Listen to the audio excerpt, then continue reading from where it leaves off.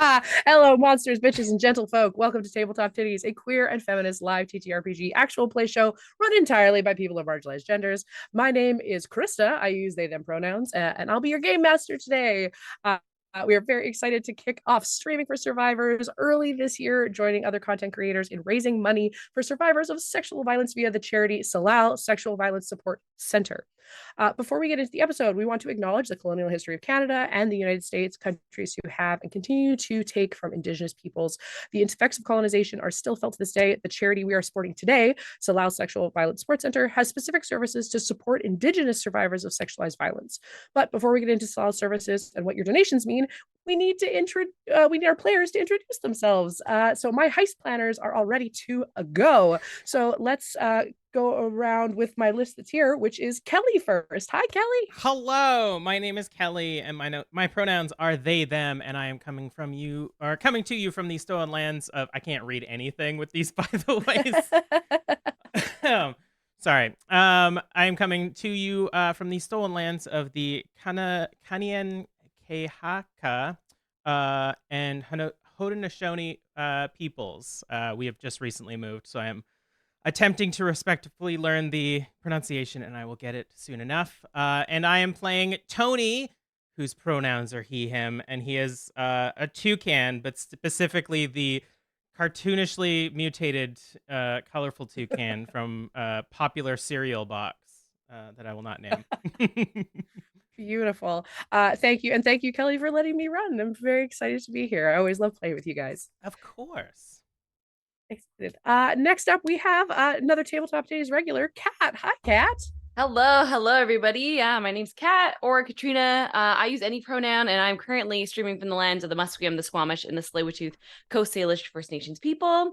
Today, I am playing Nugget. Pronouns he, him. I'm very excited to play a sweet buff Jimkin, ready to scritch and scratch and probably chicken punch somebody. I hope. Oh, I'm so excited. I'm very stoked. Thank you so much, Kat. I'm very excited to play with you. And some coming over, somewhat from Dork Tales, a couple of friends I tagged along with me. Our wonderful friend Taryn. Hi, Taryn. Hi, I'm Taryn. My pronouns are she, her, and I'm going to be playing Maggie the Magpie. Pronouns are also she, her for her, and she's going to be a sneaky little magpie after shinies. Very good, very good. And my other wonderful friend, Nick. Hi, Nick. Hello. Greetings and salutations. Sorry, what was the question? Your name. What's your name and your character's name? Sorry, I know I expected some kind of back and forth, and I don't know why. Yeah, so my name is Nick. I have my shit together, obviously. Totally. My pronouns are they, them, and I'm gonna be playing Pidgeridoo. Pidgeridoo. He is a pigeon. Pronouns are he, him. He is a pigeon who lives for the snack, and he on the attack. Hell yeah. Spectacular. Awesome. Well, thank you guys so much for coming with me. And I again, I'm Christa. I use they, them pronouns. And I am calling in from the Catsi Quantland First Nations. So let's get into the thing. We got stuff to say. And my stuff to say is we are raising money for survivors of sexualized violence. Salal Sexual Violence Support Center's free of charge services, sports services are available to survivors of all marginalized genders, including cis and trans women, two-spirit, non-binary, gender diverse, and trans people. Salal services include their 24-hour crisis and information line, text and chat support, 24-hour hospital accompaniment, police and court accompaniment, counseling, group therapy, and more. Passed off Taryn. Right now, Salal has a 2-year wait list for their free of charge counseling services due to a lack of funding. You can change the lives of survivors by donating to our campaign, and the link is available in the chat right now. The donations you are making today are changing lives. That is not all. We also have a charity raffle. Tickets are only $10. That's $10 in pigeon money. The money's the same. Raffle prizes include digital copies of the Alien TTRPG handbook, a custom watercolor and digital copy character portrait art commission from Syronwen, and dice gift certificates from Goodberry Dice. Yum. Salal also has let us know that everyone who donates $40 or more will receive a shiny press prize bundle containing over 50 items to support your TTRPG gameplay. And when you donate, you will not only be supporting survivors, but you will also be affecting the game. That's right. When you make your donation, you can select a reward on Tiltify to give special goodies to the players. And with this game, they start as low as $5. So starting there, you can give an advantage to a player of your choice for only $5. For $10, you can add heat to a player. For $15, you give advantage to all players. For $25, you can blow someone's cover, which would be really mean and probably cause a lot of chaos. This also funds over an hour of Salal's text and chat support service. And for $75, you can go full-blown utter chaos, full pigeon kerfuffle. This also funds over an hour of individual counseling for a survivor, and that's probably your best bet. You should go with that one. Just throw us all off track. Now, Kat, would you let everyone know about the new milestones this year? So new to Tabletop Tiddies streaming for Survivor events. When our total raised has hit a new milestone, even more game-altering effects will unlock. Nat 20s for the GM, Nat 20s for the players, more baddies, and more goodies are just waiting to come into play. Our next milestone unlocks at $550 raised and will give advantage to the full table on whatever game is being played at that time. Hey, that sounds pretty freaking sweet. Thanks so much for supporting survivors with your donations. This cause really means a lot to us, and we're so grateful that you are supporting this amazing charity with us. Oh, you're muted. Definitely muted, Christa. It's because I was coughing. Yeah. Just so everyone knows, we are using Syrinscape to help make our stream more atmospheric. Make sure you check out at www.syrinscape.com. Normally we throw in some content warnings here. Put the S in the right place. But for the most part, I don't think there's going to be any. There's probably going to be some swearing. There might be some, mildly inappropriate language, but this is going to be pretty cartoony and pretty ridiculous.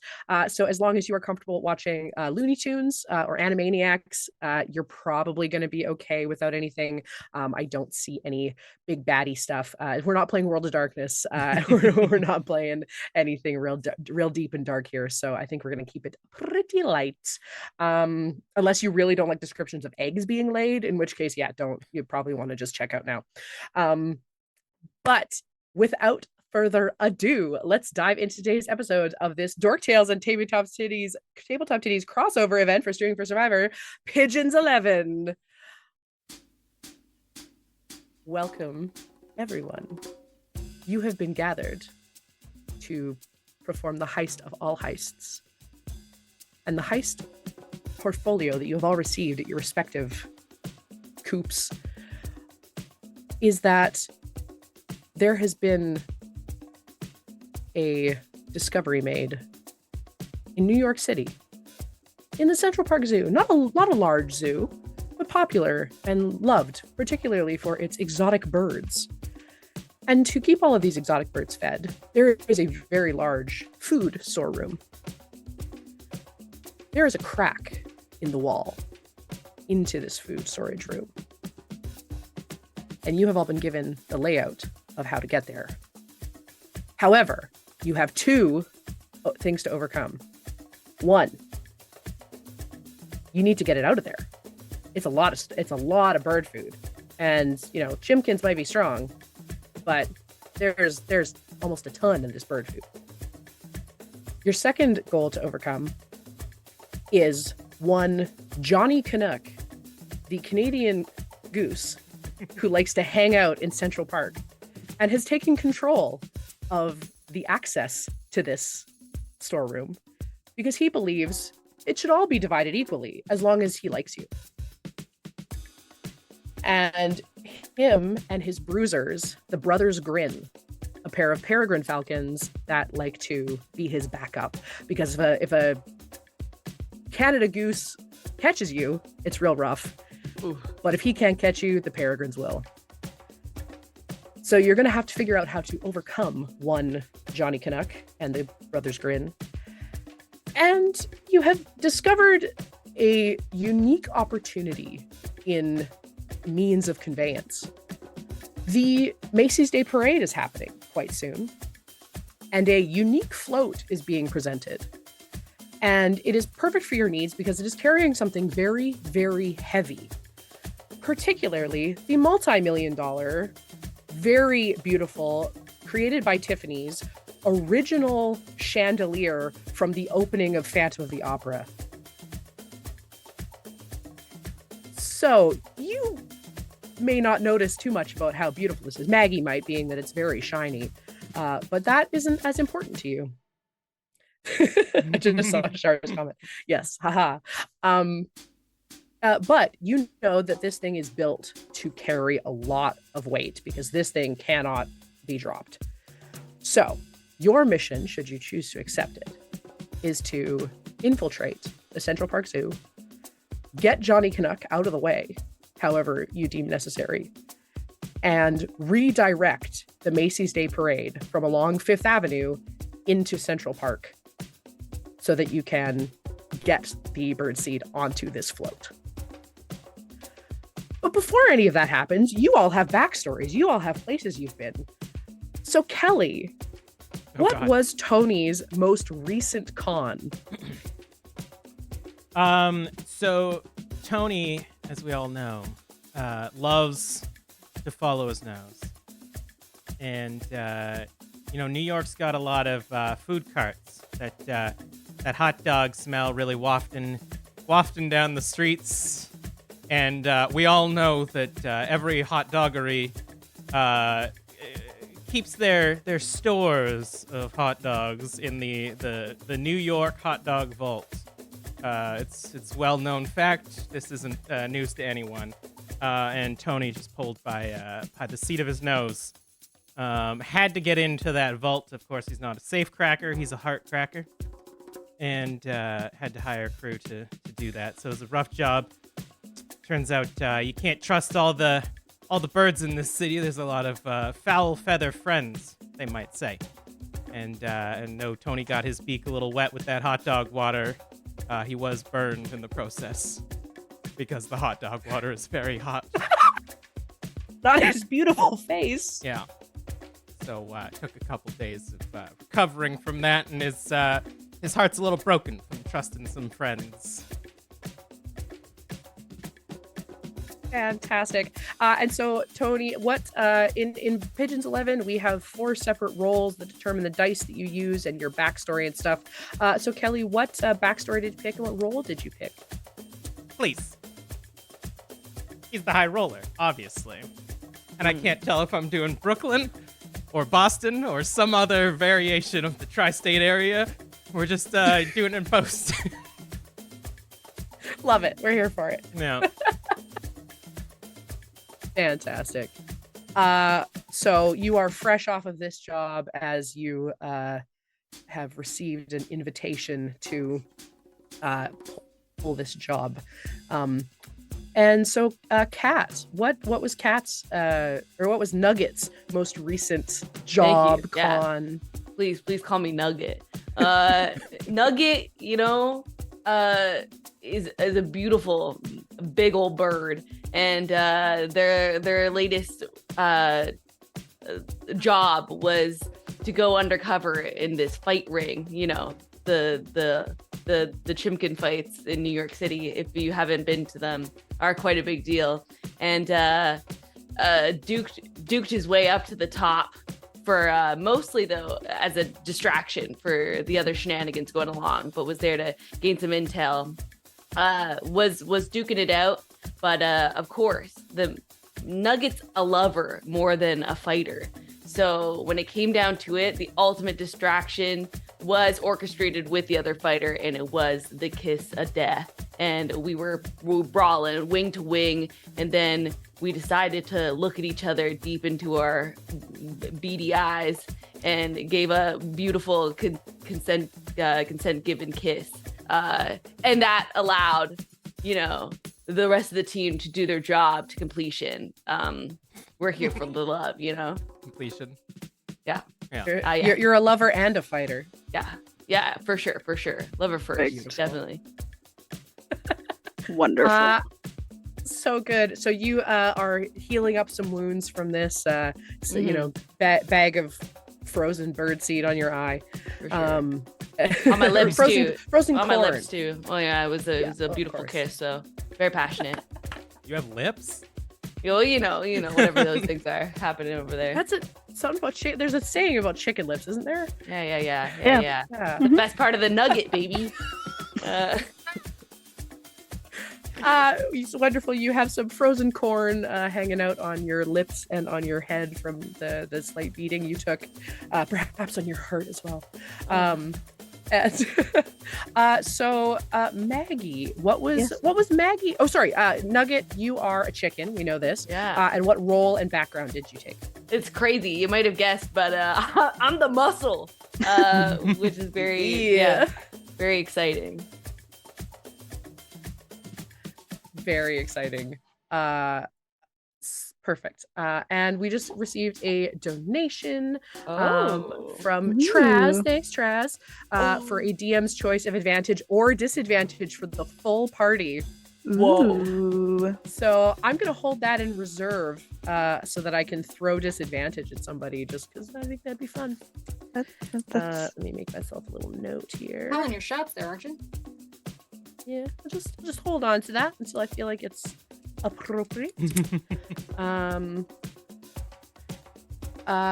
yes, sorry, there was a background. There's like a background section, which is basically like where you're from, like where you grew up. We did not get that in the primer on this. I'm so sorry. I thought it in the primer. Apologies. I'm from Brooklyn or Manhattan or somewhere else in the tri-state area. Depending on how the accent goes. That's why I got. Coke beak. Okay, beautiful. Yeah. I thought I put it in the thing. I was like, sorry. Where's my Pigeons 11? Can I find backgrounds? There's the options are I think Pages on the fun. character sheet. Oh yes, they're on the character. They're written on the character sheet there. Y'all got character sheets? It was in the very Did end I not of send the a character sheet either? I'm so sorry. Oh my God, I've been I'm so very. terrible. Everyone keep going. I'll figure my shit out. Fine. Okay. Fine. Kelly, I'll send you the thing. I think The character sheet's kind of buried. it is. It's the last page. I was I'm just so going to sorry, play guys. jazz, baby. fine. This is fine. I love it. This is honestly, let's be honest. This is, if you guys aren't familiar with me from Dork Tales, this is how games go. There's never anything that's actually properly done. So I apologize. Bear with me. So we've met Nugget. We're helping Tony figure out their life. Maggie, Hi. what was your last job? So Maggie was living on the street stealing food bits and shiny things off of any folks that walked by until I noticed some shinies and some cookies in a jewelry shop and watched for the code to the jewelry store and snuck my way in.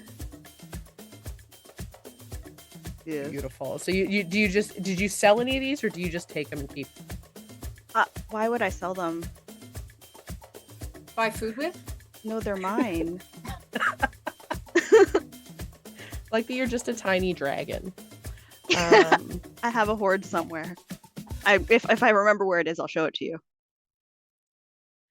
Oh, beautiful. Sorry, I'm just watching for donations and stuff. And yes, thank you, Paul, for the donation as well. Let's see what that is. A shout out to Paulachino. Aw, hey Paul. What's up?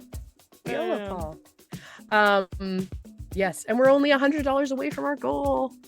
We're not even started yet. That's so good. And Paul, let me know what you want. Beautiful. So, you are a very good getter-inner of things. Yes. So what I is am. Maggie's role and background. My role is the pro.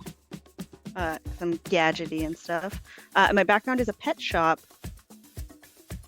I snuck into the pet shop and they caught me and threw me in with a cockatoo. It's a real piece of work. Just imagine this like real brightly colored cockatoo with like a cigarette and a newspaper. Yeah, it was rough. I made my way out of there as soon as they were cleaning the cell. Beautiful. So Pidgeridoo, what was the last G'day. con you pulled and what brings you to New York? Apologies in advance for the bad Australian. But Pidgeridoo is from the faraway exotic land of Australia. And he was brought here by, of course, New York's fine cuisine, such as the pizza the size of your car tire. His last job was casing a big box home improvement store. One of those Costco types, or home hardware, whatever you like. Where they had a fine barbecue demonstration going on. Some baby back ribs, baby. Ooh, there you go. Was it a success? Did they get their ribs? Hell yeah. He did get his ribs. He did get them, and quite a bit of chaos to boot. Because of course, when a pigeon flies down from the rafters and takes your ribs, people take notice. But that's not a problem for Pidgeridoo. He's our grease man, so he can get in and out smooth like butter. Beautiful. And what is Greaseman's background? The background is the big box home improvement store, so he's right in his wild element in this Costco. Beautiful. He has a history of flying in through the open doors. He's like, they all got the same layout. Exactly. Fantastic. The strip, I'm so here for it. Okay, I totally wonderful. just remembered. It's birds notoriously have short memories, but I did grow up on the strip, and I'm assuming this context is going to be the strip of New York, as we all know. Totally. Yeah. You grew up on Broadway. Yeah, on Broadway. Got a real Broadway. Performer energy. Heck yeah.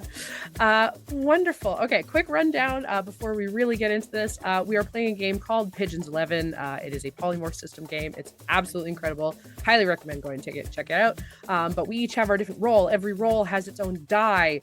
Every skill that you roll has a different set of numbers that you can roll to pass. So each role is better or worse at rolling certain tasks.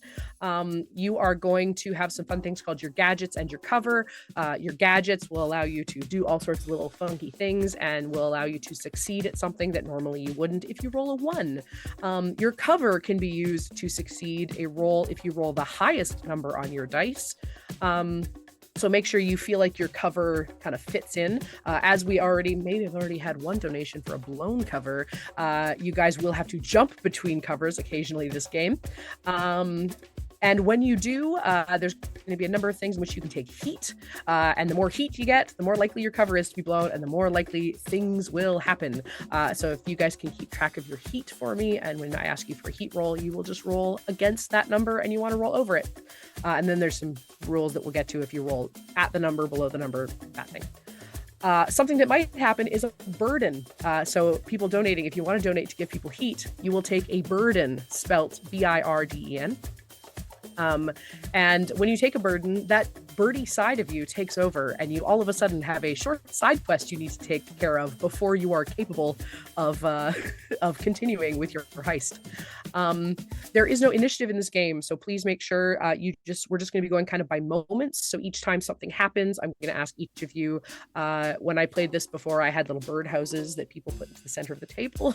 Cute. So in this case, we'll just kind of track how we're going. there are a couple of other fun things that are going to happen, one of which is Cool, which is essentially, if you are familiar with D&D, it is a inspiration in which you can just pass instead of, well, it's not a reroll, it's just a pass when you normally wouldn't. So you guys will gain, and you can roll it after you've failed, so you don't have to preemptively use it, you can use it afterwards. So because this is a ridiculous game, I'm going to start everybody with one cool. So hold on to your one cool. You can only have one cool at a time, so keep that in mind.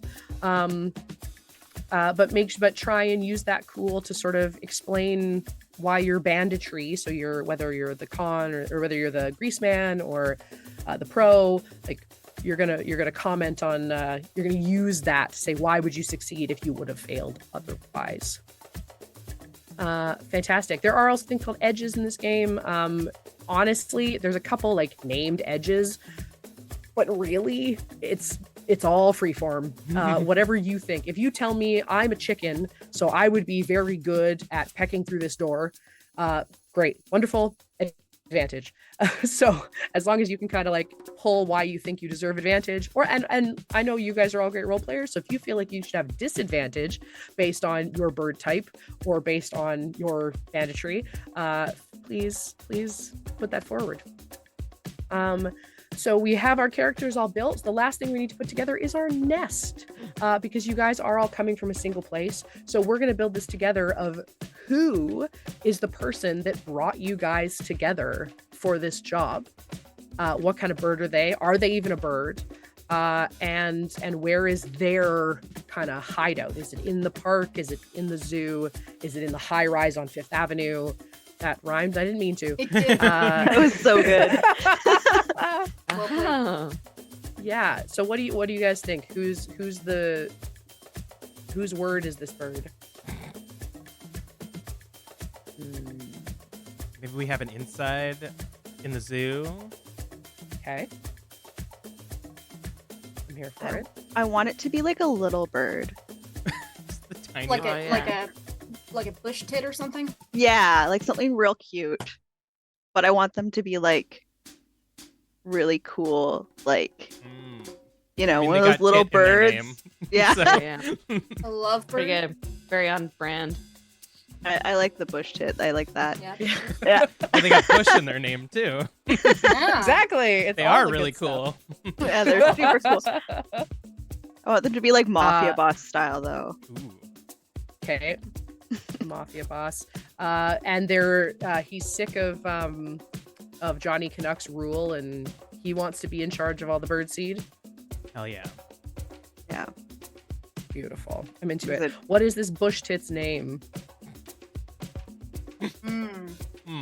What are cool names? What are cool? It You got could be me. Dawn Character creation something. is always delayed. That's name like the picking thing is I'm always the hardest bad part. at. We just got $100 Very true. donation. Whoa! Yes. Oh my god. How? Ooh. Who donated $100?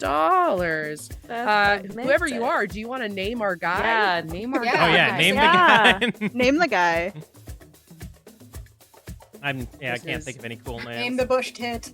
Name I like the that that's tit. been Name that's the been tit. blocked. I mean, listen, the name can be Bush Tit. Whoa, Porgy Porgy. that's terrifying. I Oh, that's incredible. He just lives in a little pie. Oh my god, yes. Amazing. Oh wow. Oh, that's incredible. In the meantime, I feel like Nice. Oh, it is gonna be Georgie Porgy. That's it. That's what Yeah, it is. that's it. That's- It's Georgie Porgy, and he lives in a little pie. I think Georgie Porgy owes me a favor because he suggested a couple of those guys that turned on me. A couple of those Whoa. birds that turned tail. Mm. In the infamous hot dog water incident. Yeah, I still got a bit of a. I don't know if the toucan beaks burn. I feel like they fall off. Why They're not? one of those animals. Their beaks probably fall off at some point. So, but it's Yeah. still got. I still got the hot sorry. dog stain. on Should the we side. have researched birds for this game? So Nah, I nah, will nah. tell Molt, right? everybody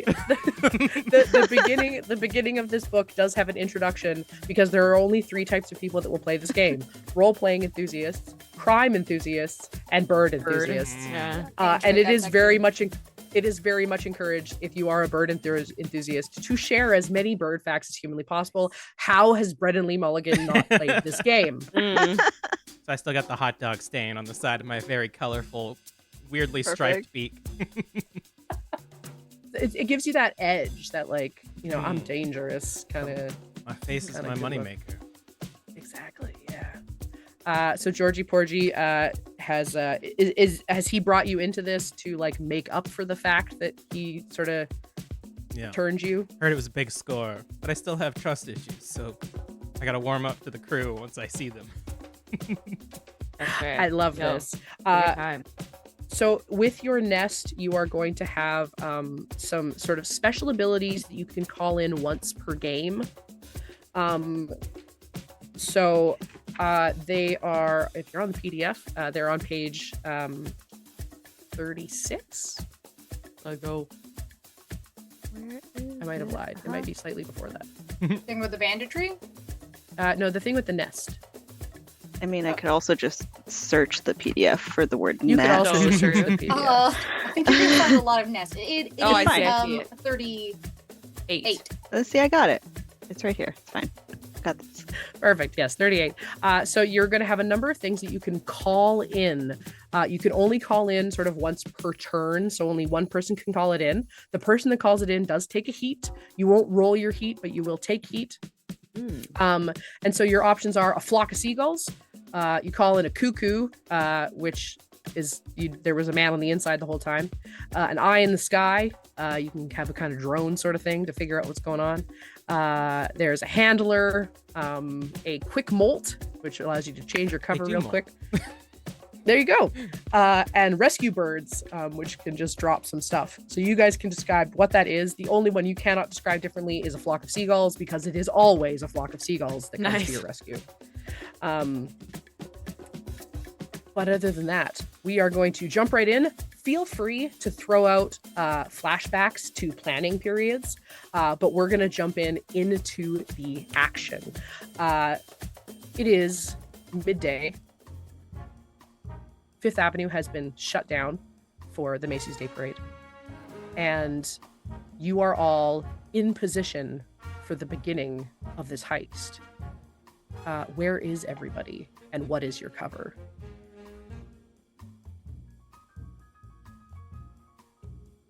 Sorry, think- we're positioned. Sorry, go ahead. I'm jumping in. I don't even. I'm going for it. Do it. No other information needed. Little nugget, big nugget. Sorry, please, big nugget. He's just leaning up against a wall. I don't know what was going on. Maybe it was just from the hype from the last job Nugget was on. They just kind of are wearing some sunglasses that like poorly cover their face. They got a little like jacket that's misshapen on, but they really like the way they look, so they didn't really think too much about the cover today. So I might be in some trouble, but I feel good and I look good. And I'm kind of I know I'm gonna work today, but I'm also like, if I can catch a little bit of the parade, maybe I will. Is that Nugget's got ulterior motives on this one. Loves a good parade. Perfect. So Nugget's got kind of a tourist look going. Like, I'm Yeah. just here to hang out at the zoo and check out the parade. Yeah, for sure. Beautiful. Is he at the like up on Fifth Avenue trying to find a spot, or is he Yeah. like in the zoo? Yeah, I like that. Or like, Okay. around one of the sides, just leaning up against a wall, like close-ish to when he needs to go to work, he will. But like, it's just like trying to catch all the business for now on the side of the street. Perfect. Oh, I hey, did look, post a in our map. Zoom chat. Ooh, I posted a map of Central Park Zoo. Oh. So you can see at the south there is Fifth Avenue, and you are going to be directing up along Park Drive and then around down 66. Yes, people from New York, I know there's a bunch of stairs there, and you Yeah. could not drive a float down them, but I don't care. I've seen the Italian Job. I know you can drive downstairs. Exactly. I think Yeah. so It's a too. float. It floats. Yeah. It's fine. Yeah. Yeah, I'm like in front of the I'm on the steps ish in front of the arsenal. Haha. Sorry, but you know what I mean. Beautiful. I love it. Wonderful. Tony, being from Broadway, perfectly plays the trumpet. And as such, as Tony's cover has infiltrated the marching band of Macy's Day Parade in front of the float that we're trying to access. And as we all know, the trumpet player of a marching band controls the flow of the Macy's Day Parade. And thus the plan is to redirect the float down the road that we need by forcing the rest of the band and subsequently probably the float and the rest of the parade, Tony would assume, down the proper direction. So just fully wearing the red marching band outfit, got the trumpet jammed into their beak, and still wearing those glasses to try to cover up the hot dog stain. Spectacular. Maggie and Pidgeridoo, what are you guys up to? What's your cover today? Pidgeridoo's he's chilling in the crowd. He's getting the lay of the land and just blending in and getting as close to the float as he can get. Okay. Trying to find a means of ingress. Gotcha. Okay. Trying to figure out how to get in inside. and take over the driver. Yeah. I got you. Okay. And he's eating a corn dog. Beautiful. Are you hanging out as a member of the audience, sort of hanging out, or are you do you have a safety vest and a clipboard? No, he's playing the tourist angle. He's Beautiful. got knockoff high-end camera, and you know how tourists just don't have any boundaries. Totally. Just getting in there I'm gonna get this juicy close-up. Spectacular. And Maggie, where is Maggie? Are you clocking the zoo, or are you also working on the float?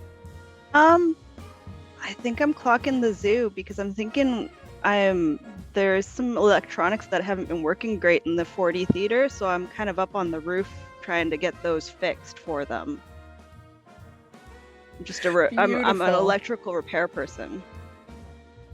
I love it. I'm here for it. Just the world's tiniest electrician. I'm just trying to get them up and running again. Of course. And Yeah. definitely not trying to get control of their security cameras and stuff. I get you. No, never. Beautiful. You guys all have Georgie Porgy has provided you all with earpieces so you can contact with each other as well as with him if need be. Quick put in here, because of our last incredible donation, we have passed our milestone. So the next, so everybody gets advantage to use when you would like to. And the next milestone is $630, and that amount will be 9 hours of counseling will be funded once we hit that goal. So keep it coming, guys. So Nugget, you are standing here looking real excited and about this parade that's coming. It hasn't started officially yet. It's going to start probably in 20 minutes or so. But you are standing there, and a woman is going to walk up to you and say, excuse me, sir, can you take a picture of me and my grandkids? It's their first Macy's Day Parade. They're visiting from Wisconsin. Oh, hell yeah. That's sick as hell. Give me that camera, lady. She goes to hand it to you, and your wings come up to hold onto it, and she stops, goes, wait a minute, you're a chicken. Do you want the photo or not? Police, there's a loose chicken. Oh no. Nugget's gonna make a break for it. Cheese it. Run into the zoo to maybe blend in to the the hectic nature that is usually a New York Zoo. Fantastic. So you're making a beeline for into the zoo. Yeah. Wonderful. Can you please roll me a I think it's gonna be a feathers roll, please. Hell yeah. So on this, you're gonna roll your dice, and which is a D8, and you're looking to get a 5, 6, 7, 8, or 9, which you won't get, but 5, 6, 7, or 8. 5. Heck yeah. And you do have an advantage from using before as well. Nice. So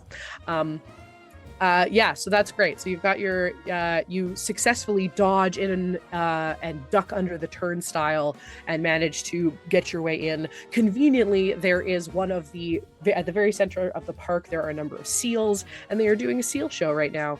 So you manage to kind of sneak in.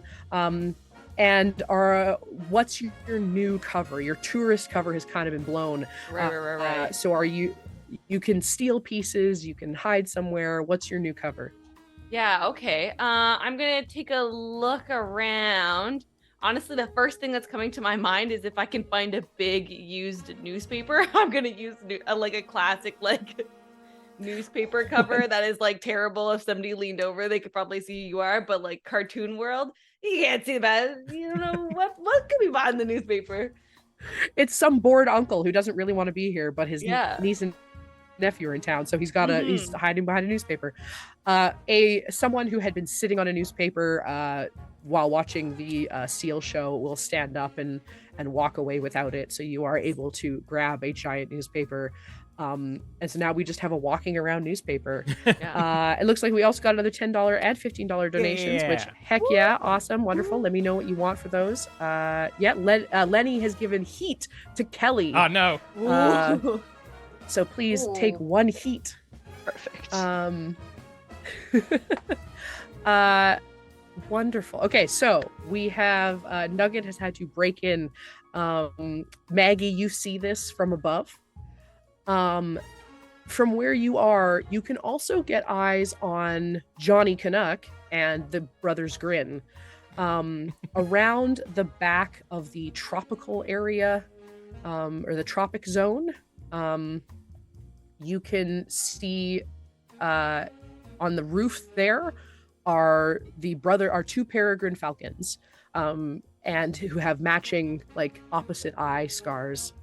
And you can see them kind of bobbing up and down a little bit. And where you're closer, you could hear them going, and then you see a small, a sparrow or something fly over the roof, and they take off, and they whirl around this thing, and the poor sparrow squawks and screams and just kind of like, and then they leave it alone, and it flies away in a very cartoonishly hurt manner with little tinier sparrows flying around its head. And you see the Grin brothers land back down and go,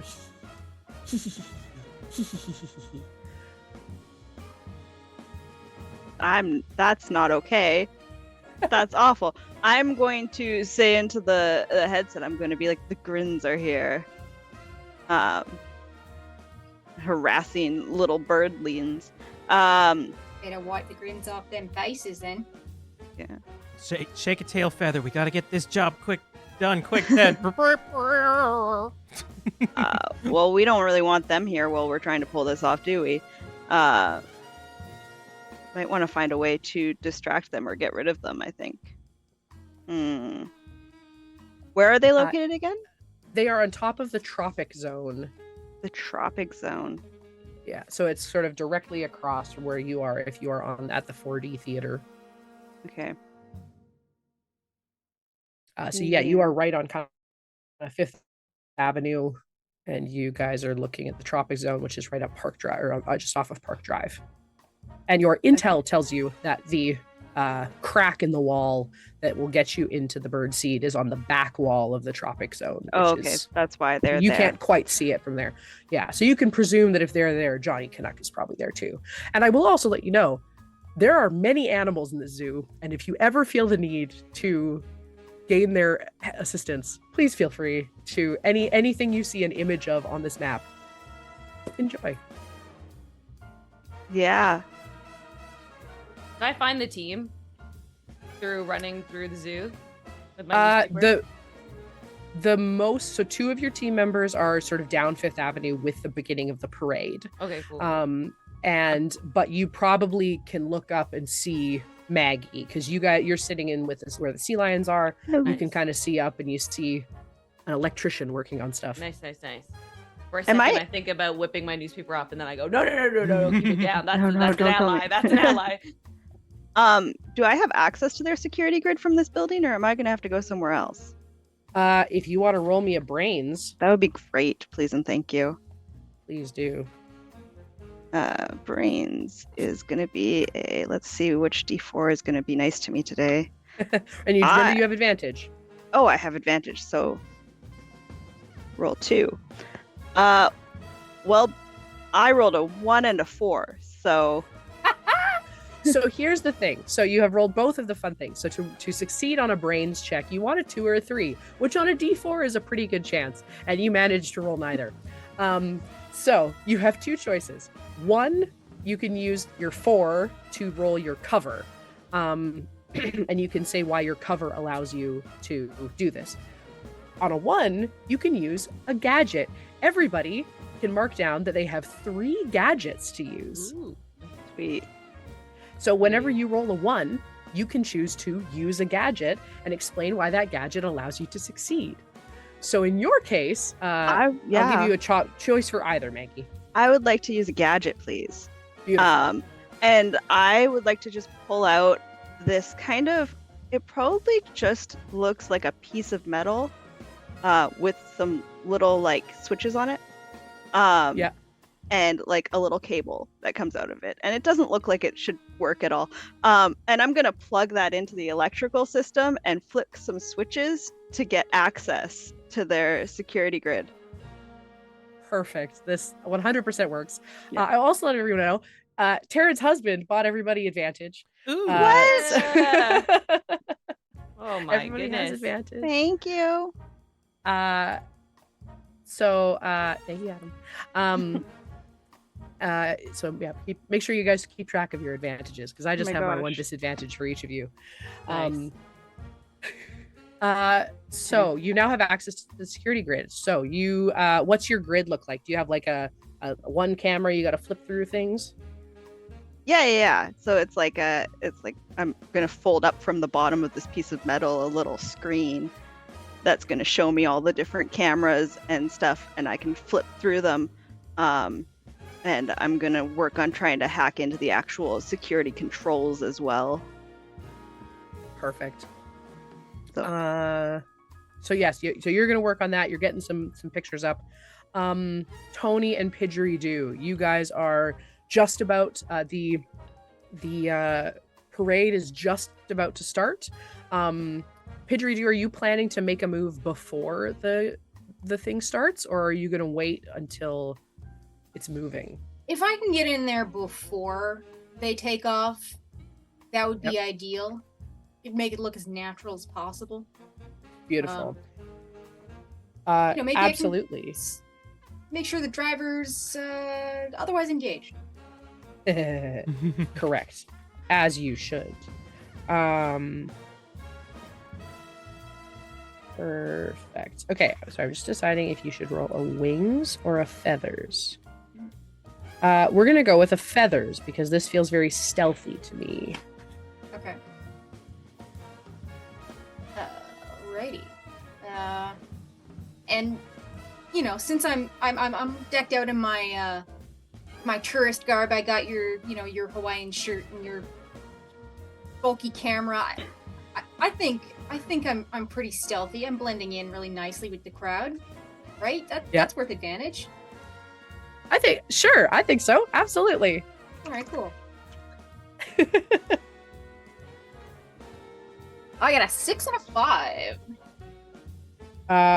Both of those are successes, so you are good. So how are you breaking? So this is a typical float, so it's got the big sort of like square base. Are you just gonna like try to open the door and get in, or are you gonna like sneak in through and like snake your way up? What's your plan? I'm going straight for the money, or that is the driver's seat of, because these things are all built on some kind of vehicle, right? Sure. Yeah, so straight in there. My banditry is Grand Theft Auto, so I also get advantage on things like hot wiring a car, for example, Beautiful. or a parade float. You are going to wait. You're sitting and waiting and taking your pictures and everything until you see the driver of this vehicle duck out from underneath the float and comically run, holding his crotch, having to run to the bathroom. And you see him go to a porta potty, and you take your time to go in here, which I think, Tony, means the parade should probably start, even if it's a little early. All right. As everyone knows, the trumpet player determines when the marching starts. So I'm Tony's hitting on a cute chickadee right now, but notices through the earpiece that we gotta get this plan on the move. So I just stand where I'm supposed to stand, in front of the float, and I start playing the starting trumpet, and then begin to like look around and be like, "Come on, guys, get on the ball! Don't you know that we got to start now? This is I look at my wrist that does not have a watch. We're already 2 minutes late, and you know the mayor of this city does not put up with being late."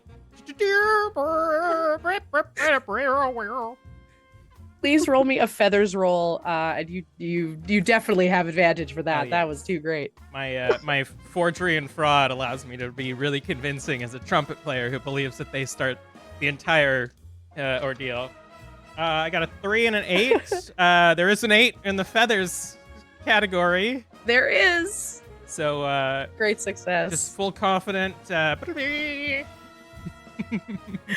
You see a bunch of your fellow bandmates go, "Oh crap, don't shoot," and like put their hats on and like pull all the drum players trying to get help to strap in, and the all the majorettes jump up and adjust their little capes and get their batons ready to go, and the guy that isn't a majorette, but is he the drum major? Is that his name? The guy that leads the marching band. Yeah. The guy from Drumline. Exactly. Looks briefly confused about like, why is this trumpet player who I don't even recognize joining this band? But no, that makes, you know what? Yeah. You're right. Absolutely. We are late. Clearly. I guess my watch is off. Clearly. And the band starts up, and ahead you see a bunch of the TV cameras kind of like jump to get ready because they thought it wasn't starting yet either. And the guy begins. I'm gonna say everyone has maybe a couple more actions before it actually gets there. So now that we have identified where the grins are, we've identified where Johnny Canuck probably is, we have control of the float and speed of the parade, and a real great cover behind a newspaper. What do people want to go from? Who's focusing on what? I want to make a distraction in the zoo now that I'm fully newspapered up. I mean, I'm happy to help with the distraction. I'm hoping Perfect. I can scout, like, oh, sorry. No, go ahead. I'm hoping I can scout, like, you know, it's delivery day. They're building a new pen or something. So somebody's like pushing a little cart with a bunch of like wood fencing, and I see a little bit of, you know, it's held together by twine, and I know that I can snip my way through that and cause it to tumble down. Beautiful. Yes, the grizzly bear enclosure has a couple of fence posts that need to be fixed up. Sorry. God bless you. I know you're coughing. Don't cough into the mic. So there is a couple of New York City construction workers walking along, chatting to each other and moving around this very large pallet of fence posts that are all round and strapped together. If you would like to release that, can you roll me a Talons roll? Oh, yeah, buddy. And I'm definitely going to use one of these sweet advantages, so I don't think I need to on this one, but let's do it anyways. Let's roll 2 die. Use them up so they get used. Because Nugget's itching to bite, scratch through something. That is a As chickens are wont to do. that is a 5 and a 1. And I believe One of those is a success. a 5 is a success. So perfect. Yeah. So how do you? How are you just like manhandling this or picking at it? What are you doing? I'm just flying over it. I mean, I probably haven't eaten in a while. I feel like chickens, like sometimes they see things and they just go, "Can I put this in my mouth like a little baby?" So I definitely start at it first with my little beak. Going, Perfect. Before the construction workers have stopped to get a coffee off of a cart, there's someone walking around. Or no, you know what? It's popcorn. They're stopping to grab some popcorn from someone walking around with it. Popcorn? Where? I mean, sorry, focus. They drop some on the ground, and you peck your way through a couple pieces of popcorn before you get to the Nice. rope. And before they are able to notice, there's a snap and a tumble. You almost get crushed, but just get out of the way enough that a number of very large fence posts begin to roll and tumble and all their way down into the sea lions. And tourists are jumping out of the way and grabbing babies out of strollers. And oh my god! With a number of stormtrooper screams. As it tumbles down. You have created a very good distraction. And Maggie, you can see that the brothers Grin both kind of look over to sort of see what's up. And from behind the building, you see a very long, almost snake-like goose head come around the corner with a very large plaid ear-flapped hat. Whoa. Wow. It's very Canadian. Yeah. It's very Canadian. Very Canadian goose. Good luck. Sweet. So I want to try and cause more distraction and make sure that all of the human-y folks' eyes are away from where we need to do this.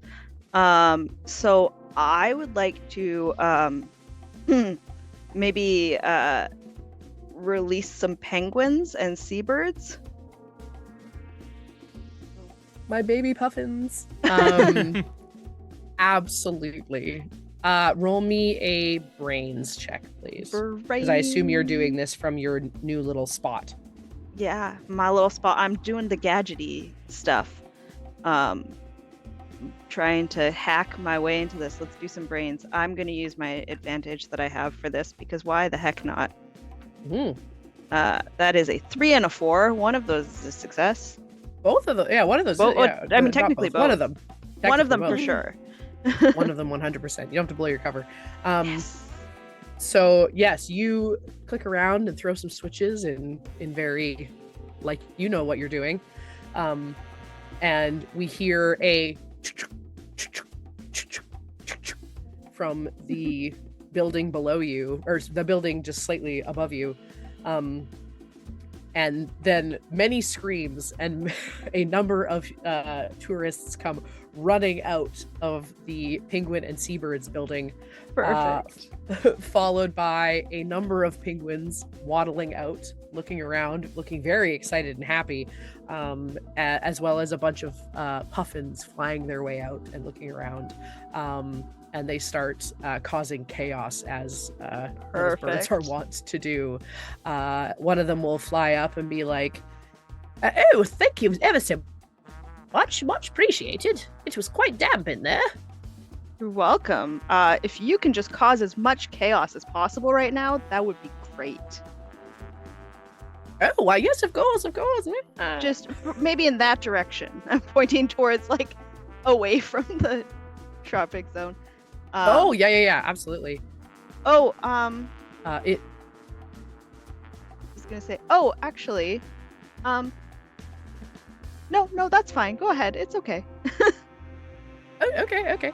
And you see this puffin sort of fly down and sort of perch on the ground in front of a bunch of, like, a couple of emperor penguins and a bunch of rock hoppers, and sort of look up and talk to them quickly. And they all turn around and they all look towards the children's zoo and they go, "Ha!" And they waddle away, which is just off behind the rest of the zoo. Yes, they will. Just They add will children wander to the their way. chaos. 100%. Yeah, exactly. Because who doesn't want to see penguins and puffins more than children? Exactly. They're very excited. So yes, you have a lot of people running for the front gates. So Nugget, you have a lot of people running past you. But once they hit Fifth Avenue, it's pretty much blocked off because of all of the parade Right? stuff. That's the word. Thank you. All right. And you see a number of the other animals kind of like coming towards the edges of their cages to kind of look out to see what's going on out here. All right. So Tony, after my 5th trumpet solo, I'm gonna speak into the headset, completely out of breath. Be like, "All right, Pidge, you had timed this perfectly. I'll redirect the bands and that guy that's supposed to be leading the drums that I don't remember the name of, and you follow in the car. Make this smooth, and no one will even notice that anything's gone wrong. That floating, weird white and black dog behind you should be following us as well. Maybe give us some cover." I think that's Snoopy, mate. More of a Woodstock. All right, let's go. And I'll start to like point my trumpet down the road that we're supposed to be turning, and like almost doing like moves to make people instinctively, you know, when you look somewhere that you're not walking and your body just starts to turn that direction. I'm gonna try to get people to turn in that direction, and as birds, we know that everyone just looks with us. you're just trying to do like a everyone the turn big that way. swarm of birds. Yeah, exactly. Perfect. Okay, so I'm gonna get you to roll a feathers roll. However, I am gonna put this at disadvantage because there is currently a wall of people blocking, and a couple of police officers and like a big barrier that you're gonna have to Not get necessarily, because I'm gonna use a Ness move.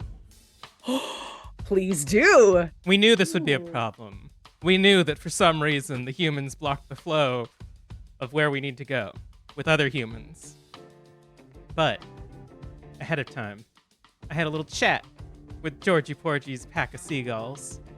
And we all know that when a pack of seagulls flies over a group of humans, they scatter. So, the moment that we're supposed to be turning down that side road, pigeons are going to come in and they're going to shit all over those families. Oh my god. And they're going to scatter away, make a real good opening for us.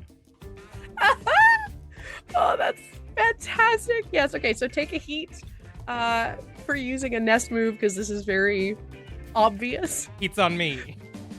But our camera will cut to the top of one of the many high rises along Fifth Avenue, and you will see a single a seagull head stick out over the edge. I'll flick my nose with my feathers to show them that's the sign. It flicks back at you and turns back around and says, "All right, gentlemen, our time has come. I have enjoyed serving these 5 years with you, our whole lives. But now, our greatest task is to shit all over those people. Charge!" And all of a sudden, over the edge of this building, 50 to 60 seagulls dive, and they dive down at this big group. A number of people do see them and go, oh, and start running out of the way. But a number do not make it and are just white painted as they try to get out of the way of these many, many seagulls. So now the only thing left in your way is like a big like sawhorse divider kind of thing there. All right. That is slightly in your way. Still disadvantage? This time we'll roll with advantage. Yeah. You'll roll flat, so All you right. can use an advantage if you want. And it was feather, you said? Yes, feathers. That is a 9. Yeah, it is. Hell yeah. Okay, perfect. So you start sort of like leaning this way, and your formation of your band is trained to stay in formation. So everyone starts kind of moving to stay with you. And as you guys are getting close to this barrier, one last seagull is coming along, pecking at the helmet of a horse cop, and the horse leaps over the barrier, not quite making it the full length, and so knocking it out of the way, and continues to run down the street. Nice. And your band begins to direct stepping over this now not much of an impediment. Pidgeridoo, you are in the vehicle behind. I assume you are going to follow these guys. What are you up to? Absolutely. He's a little startled by the sudden influx of seagulls. Natural enemies. Yeah. Those are competitors for prime territory in New York. You know? Hey. He's not gonna- Truth. Crikey. Tony, I thought they were after me chips. You gotta say something before you call in the bombers.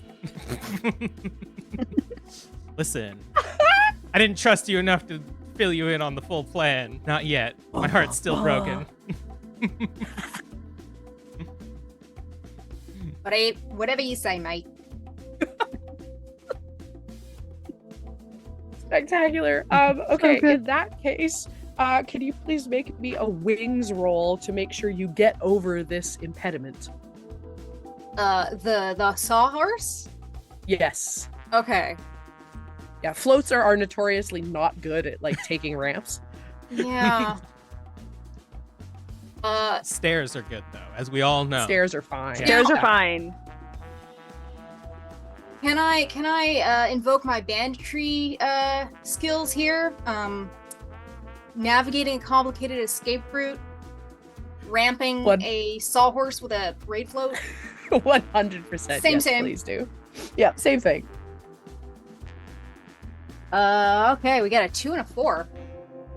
Fantastic. And those are a 4 definitely is a wings success. So great. So you go to turn towards this, and there's a as this thing explodes underneath of your very, very heavy vehicle, as you begin to follow the marching band that has headed down the stairs and towards Park Drive.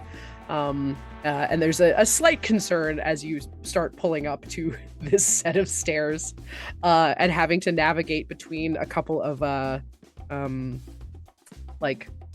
halal food carts. Ooh. You'll be He'll roll down the window and grab something from the food cart as he passes by. beautiful. You reach out and grab a delicious gyro.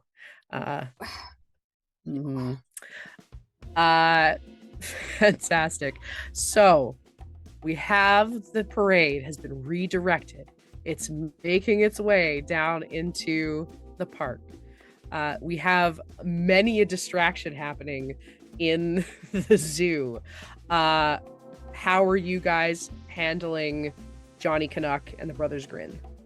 So I have kind of an idea, and I don't know if it's gonna work. It will, 100%. It Full will confidence. 100% work. I would like to talk to the monkeys. The snow And monkeys? I would like to 100%? do so by hacking into the little speaker system, because I'm sure there's an intercom system. Sure. So I'd like to talk to the snow monkeys, and ask for their assistance to go and take care of the grins, because Okay. they can climb up to that roof. Sure. So yeah. So I don't know if you want me to roll to hack into that, or if you can just say I can use the intercom. I'm gonna say you've hacked pretty well. We'll say Okay. you've gone in there. Yeah. But yeah, so you I'm gonna hey, you monkeys. That's Who's the that? intercom. who is it? It's Maggie. And you see they all kind of come around and I'm the new head of Maggie. I'm the new head of monkeys. Monkey relations. Wow, I didn't know that vote happened already. It did. I got voted in. It was a tight race, but I made it. They always forget us. We're just such a small zoo. Well, you know, I'm going to work to make sure you're never forgotten again. But first, I need a favor. Can you do something for your new head of monkeys if I can get you out of your cage? You hear one monkey from the background. Not my monkey. Well, I mean, you can't get John in. He won't do anything for anybody, but maybe we can help you. What do you need? There's some birds on top of that building beside you. Do you see them? Yeah, the little angry ones. Yeah. They're causing problems, and they've been plotting to take down the monkey regime. What? They've been plotting, so we need to get rid of them. Well, all right. We might need some help getting out of here, though. That's okay. I can unlock the door, but I need you to climb on up there and take care of them. Do it for all monkey kind. Okay, beautiful. Rise, Roll me a apes. feathers. Take the planet. Yes, this is the jokes on everyone. This is actually the prequel to Rise of the Apes. Roll me a feathers roll, which I don't think you can. I can't succeed unless you roll a 1 or a 4. So unless I roll a 1 or a 4. But wait, don't I have that thing that just I can choose to... You do have a cool, don't I? So I'm gonna roll this first. Okay, and see if I get a 1 and a 4 or a 4, which I think I've used all my advantages, so I'm just roll on 1 die here. So I need a 1 or a 4. And I might just use my cool. That's a 2. I'm gonna use my cool. Solid. Okay, fantastic. So if you're using your cool, you are going to I wrote it somewhere. Because I just want this to work so badly. No failures. So wild. We're gonna do this without no hitches will be had. No. We will not. You guys are doing pretty good. I know. I gotta start throwing harder stuff at you. No, it's fine. We're doing great. It's fine. Okay, fine. so you can spend it. Totally fine. I don't know how this works, but I'm going to use it anyway. So your banditry influences what banditry did you pick? What banditry did I pick? My banditry is breaking and entering. Advantage on rewiring security systems, sneaking into places undetected, etc. So how do you feel that background is helping you in this? Well, I am going to be unlocking the door for them, so obviously I'm telling them the truth. And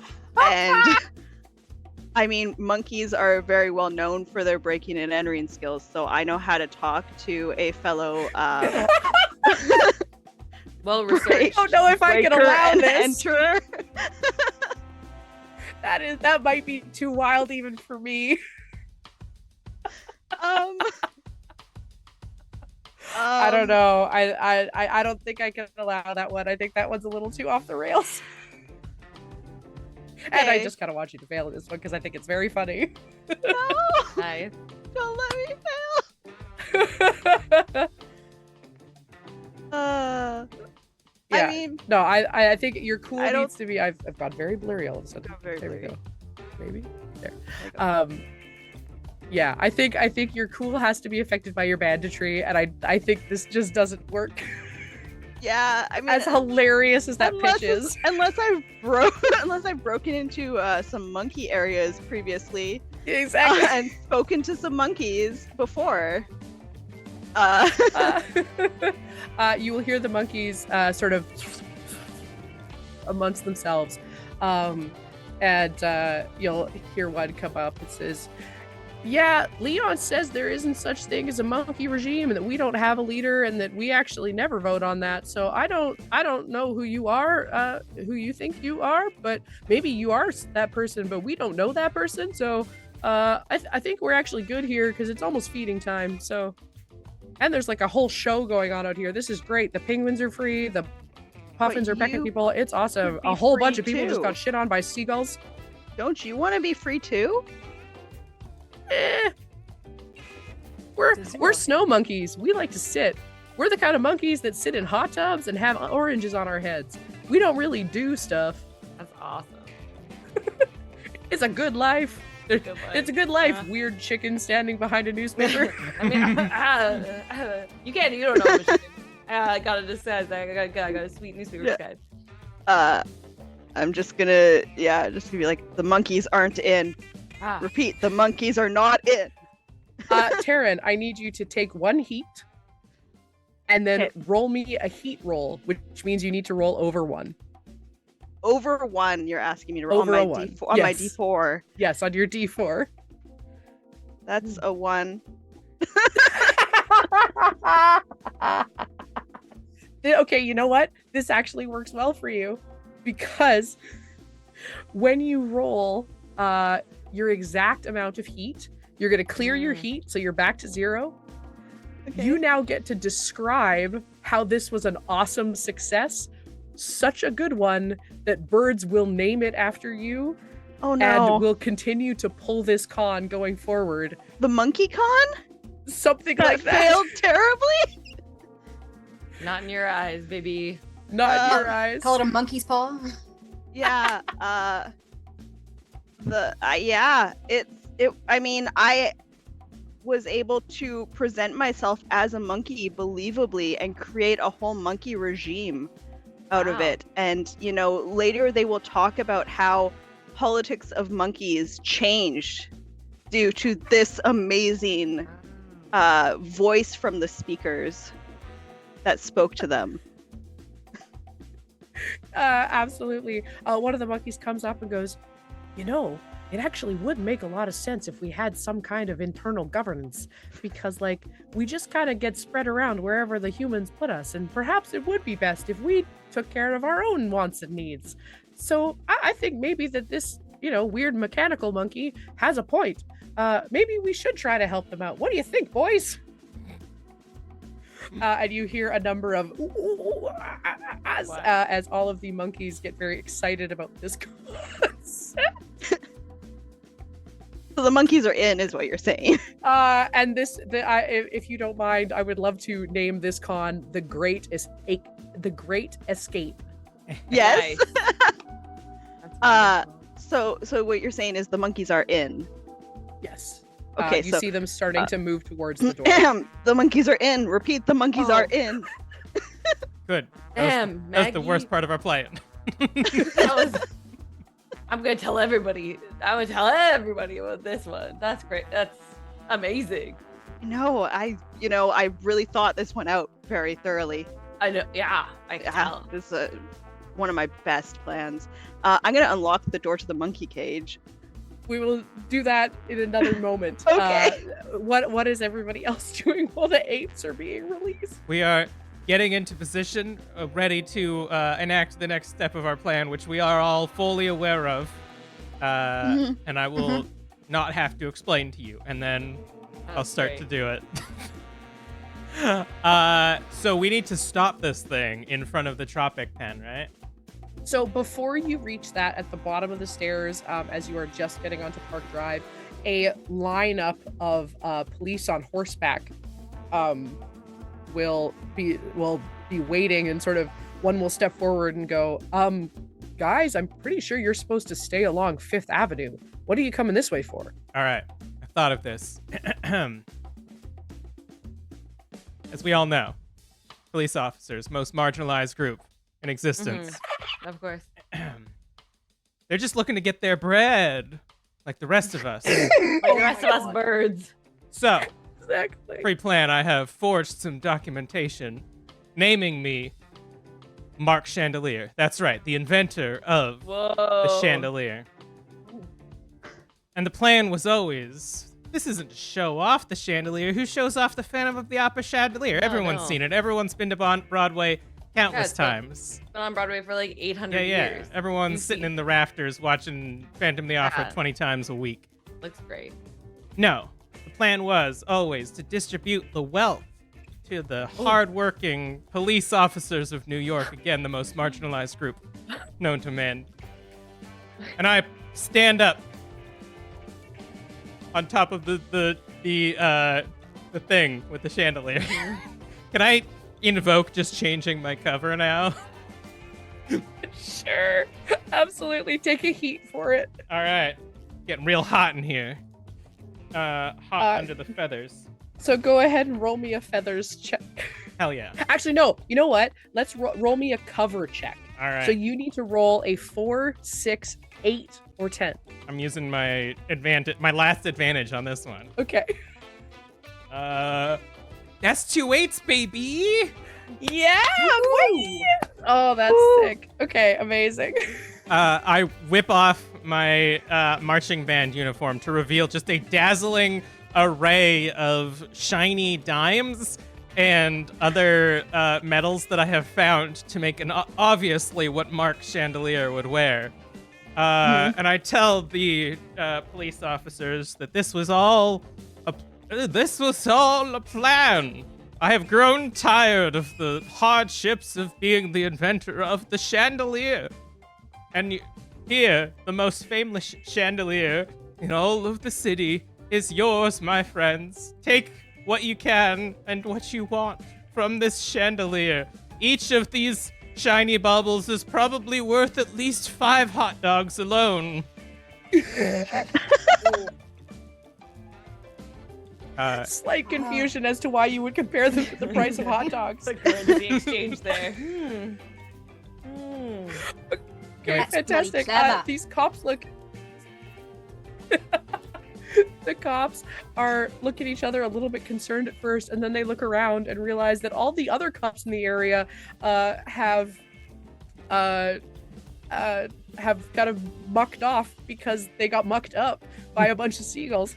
And so they will hop off their horses, and the horses will be kind of left there standing. You're looking very free, confused my at one another. equine companions. And then I wink at one of them and say, how you doing? One of them puts a hoof up to their nose. So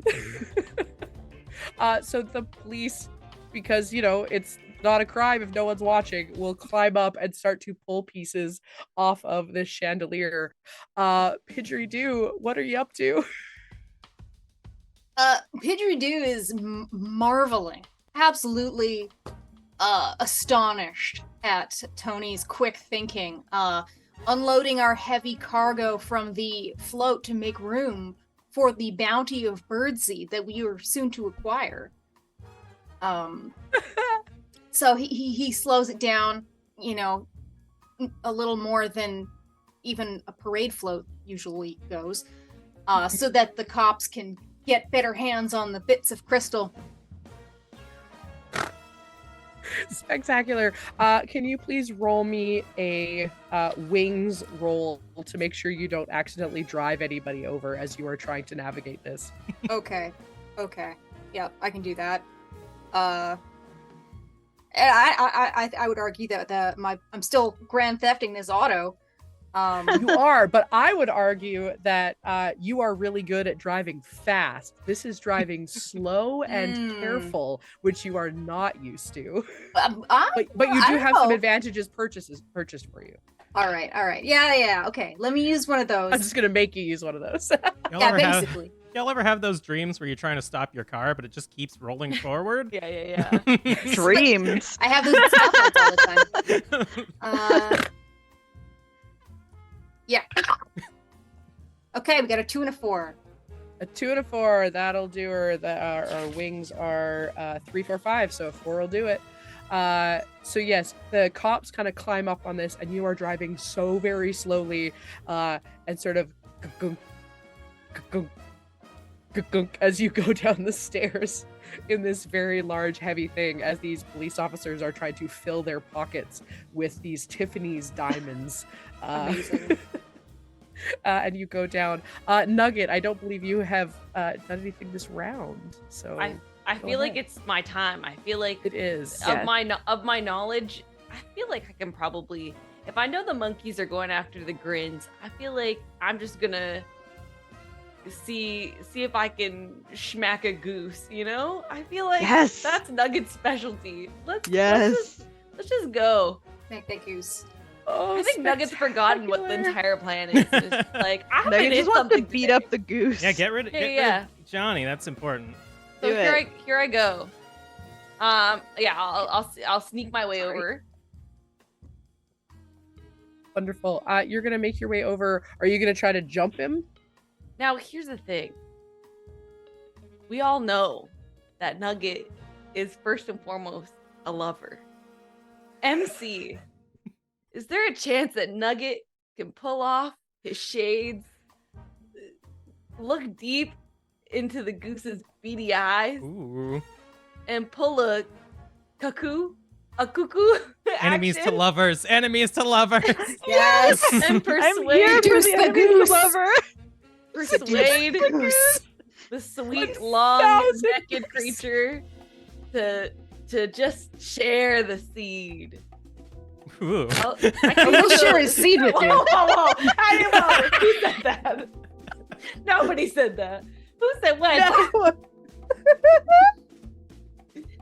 Glasses are off. Holy crap! Very Absolutely. bright in So here please now. Take Oh. take a heat. I'd love for to. the nest ability. Mhm. And Oh, we good. will do a quick flashback to you writing secret love notes to Johnny Canuck in the lead up to this, and that you've always Yeah. what kind of stuff are you putting in these love notes? Just like beautiful haikus, because Nugget doesn't know much about rhyming, but can surely count a syllable. Just wonderful things about the luscious long neck, the crazy ass temperament that if you look into their eyes while you're walking in the park, he will run full-fledged speed at you for no reason. And I just think that's so empowering, you know? Okay, you are going to come around the corner as a number of monkeys. You're sort of hidden behind these monkeys as they begin to climb up the side of the building, and you walk up, and Johnny Canuck turns to you and says, "What are you about, eh?" I take my sunglasses off and I shake my little feathers a little bit, and I go, I've been waiting for this moment my whole life. A moment alone with you. Don't tell me you don't feel the same way. Wait, are you the one who's been sending me the letters? You know in your heart. I don't even have to say it. They take their hat off and hold it to their chest and flutter their little birdie eyelashes, which you can see the crazy behind. Ugh, I love me a crazy Oh. chick. Ooh, ooh. No one's ever talked to me that way. Well, it's about damn time. And I'll like take a couple steps towards the sweet goose. I'll put my feather over the hat that's on their chest. And they will put a little ducky beak with cartoon like puckery lips out towards you. And here we go. Once again, no fight needed. Love always the answer. Nugget will do the kiss of death, which is just a kiss. There's no death. It's just There's love. no death. No. Can you please roll me a talons roll? Whoa! I love that. Oh, it's for physical stuff. I can count that as kissing. Yeah, I like You that. I love know- that. The heart is a muscle. Mhm. Yes. That's true. That is a 6. That is a 6 on a talents roll, which I believe I is didn't in even- fact a success. And you know, I have 2 advantages, but I knew in my heart of hearts that I was gonna succeed on this one. In You Yeah. didn't need it. in canon, it's like it's sensual kissing and stuff, but then you cut away and it's just 2 birds pecking at each other. Yeah. I think on that beautiful image, we will take a quick commercial break. 'cause Yeah. That feels like where a movie would take a commercial break. All right. Back in You're 10. Peace out.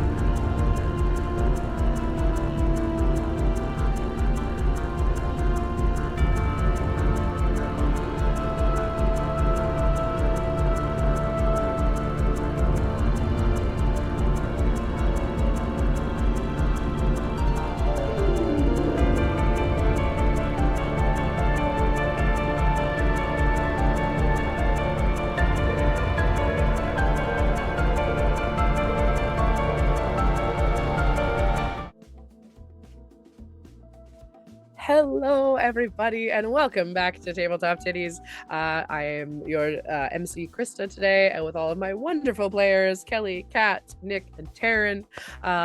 We are playing some Pigeons 11, and we are doing it as charity for Salal, which is a Salal Sexual Violence Support Center. Thank you everybody who has donated. We've had some incredible donations. Thank you everyone so much. I know Taryn just donated. It's not cheating. It gave money. Stuff. Yeah. It's fine. You're It's encouraged not to. cheating. Exactly. We love it. We're here for it. You guys have all been want doing that so advantage. incredible that it doesn't surprise me that you're all doing great. This so far we have had some truly ridiculous things. We have our whole goal was to get into the seed storage of the Central Park Zoo, where there is a crack in the back wall that is being guarded and given out at their own leisure of Johnny Canuck, the Canadian goose, with his goons, the Brothers Grin, 2 peregrine falcons. And your goal to be able to get all of the seed to go with you was to have a vehicle capable of carrying it, in which you were hijacking the float carrying the original chandelier from the original Phantom of the Opera, which is made For about entirely half of of it Tiffany's now. diamonds.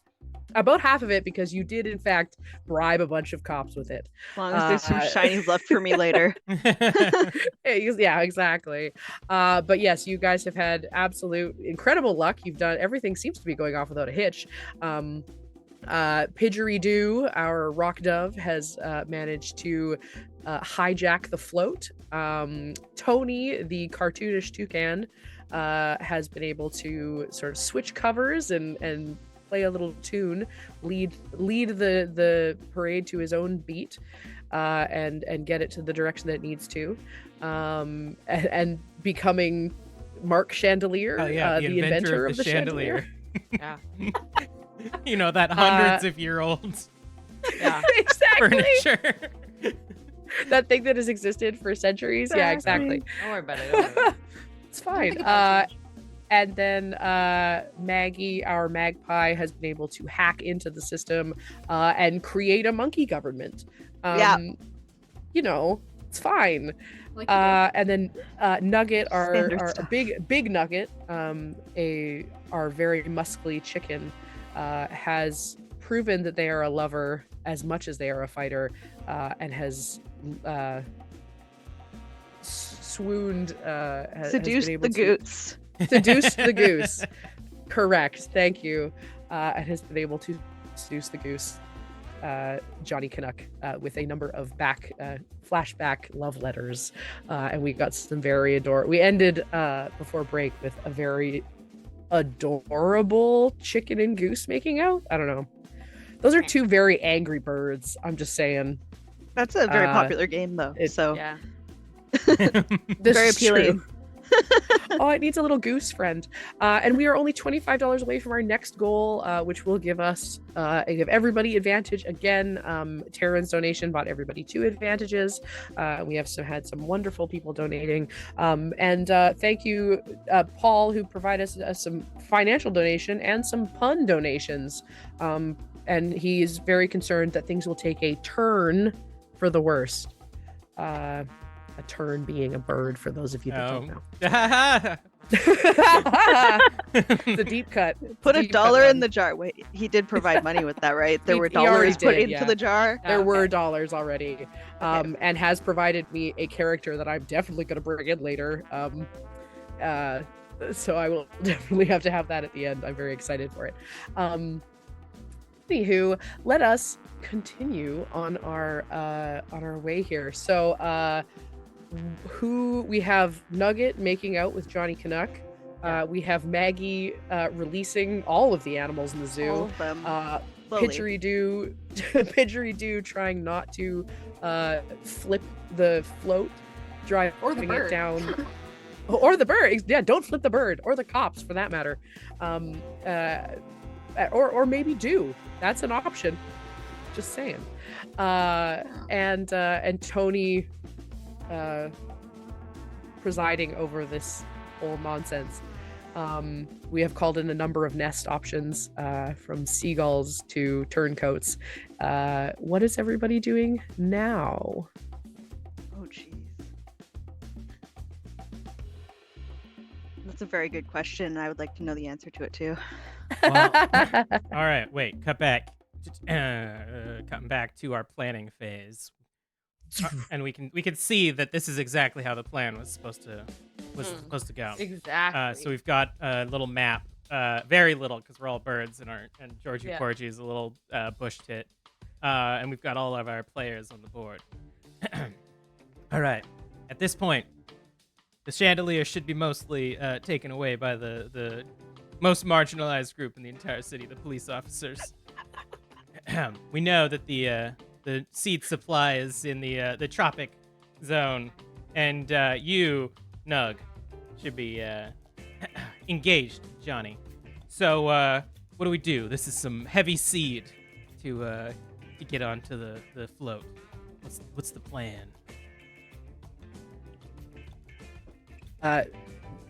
Georgie Porgy will hop forward a couple bits and say, There are a couple of birds within there that might be willing to help you.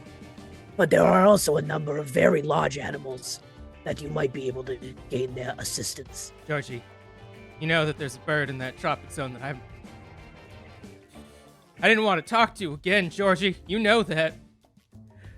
I know, but I knew this was the biggest score, and I knew it's what would make it up for our last engagement together. All right. So at this point, I guess I'm going into the tropic zone and working my magic. Little tear. Do birds cry? Sure. sure. Yeah. Little tear comes down. Mark Chandelier's gonna scoot off into the tropic zone. Fantastic. You jump off of the float is getting just close enough to the zoo that you can kind of like jump over the fence from it. And there are a number of tourists running around like crazy, running away from both a herd of snow monkeys that are climbing up the side of the tropic zone, along with a number of penguins and puffins that seem to be floating around, mostly off in the kids zone. But a number of people are and from a number of fence posts that have tumbled their way down. Tony does that thing where he just walks straight as chaos is happening Correct. around him, completely unfazed. With a couple Birds people in the sound like background. Is that Mark Chandelier? Oh my god. You know it. Um, I mean, you know it. yes, you're going to walk straight into the tropic zone. Hell yeah. And there should be a very attractive and well put together cockatoo named Hank. He was on my last job and I thought I loved him. I'll never get this Whoa. hot dog water off my face, and I'll never get the hurt out of my Whoa. soul. So would you say his name was Hank? Yeah, that's a cockatoo Beautiful. name. That's a perfect cockatoo Them name. cockadoos, you just can't trust them. Yeah, shady. They're cocky too. Yeah. No, my disguise looks... I'm very well disguised, so he probably doesn't recognize me. Roll me a feathers to make sure that he doesn't recognize you. I'm using one of my advantages. That's... I close my feathers. That is a 6 and a 1. A that is 6, I think, does it. Hell yeah. Yes, a 6 is a success on feathers. So you, in a very like, you come through the door into and it gets warm, and you instantly feel that like tropic heat and humidity that you've missed living in the cold of Broadway. But the camera turns and zooms in, and we get a slow-mo turn as the feathers sort of splay out from behind Hank, as he turns to look at the new person coming in when there's been all this hullabaloo. And we have the slow-mo light from behind them. My feathers sort of go up a little bit, and then I gotta keep them down. You know, this place could really use some chandeliers. Who runs the tropic zone around here? Hank will sort of very gracefully fly down and land on one of the railings and say, well, I suppose you could say the humans, but I like to think that I'm in charge around here. I'm well Hank aware Cockatiel.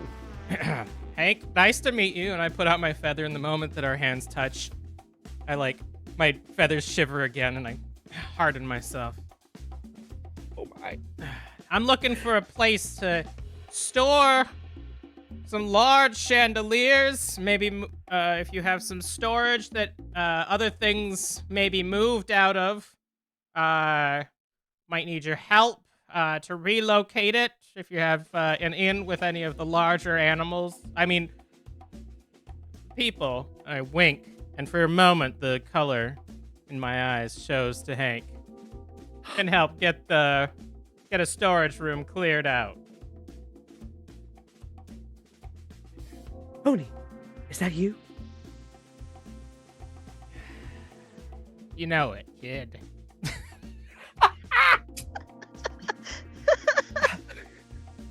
Tony, I'm so sorry. No. Of course, if you need help. This is well, strictly business. right, of course. Strictly business. He preens himself a little bit. And What? preens! Okay, Preens thank you. himself. Oh, I heard something different. Oh no. Well, I don't know. I mean, there's the storage where all the birdseed is, but from this side, the humans have it pretty locked down, and you know that awful goose has it locked down from the other side. it's all right. We got someone on the inside. Meg, Yep. and you can take the scene if you want it. Yeah. You have control of all the doors. Yeah, so I'm gonna start unlocking me some doors. First, I'm gonna let Hank out. Perfect. Because he's helping. Well, so just so you guys know, the tropic zone is like the birds are free range. Like they can get Oh. at you fully. Like it's just a walkway through all of these Oh. birds. So they can just land on you. They don't, but they could. So he's free in this building. Yeah. So I'm gonna unlock the building. Okay. Oh. And because this is the best way to do it, I'm gonna Correct. unlock it. I'm also going to loop the security cameras. Okay. Oh, smart. So I'm gonna loop the security cameras just in that tropic zone. Okay. So it just seems like everything is fine. Perfect. So Can you roll me a brains roll, please? yeah, I'm gonna take advantage on that. I'm gonna use one of those Sure. advantages that I totally somebody donated. Well, I got a 3 and a 4. I think that succeeds. Yeah, 3 does. Yeah. 3 succeed.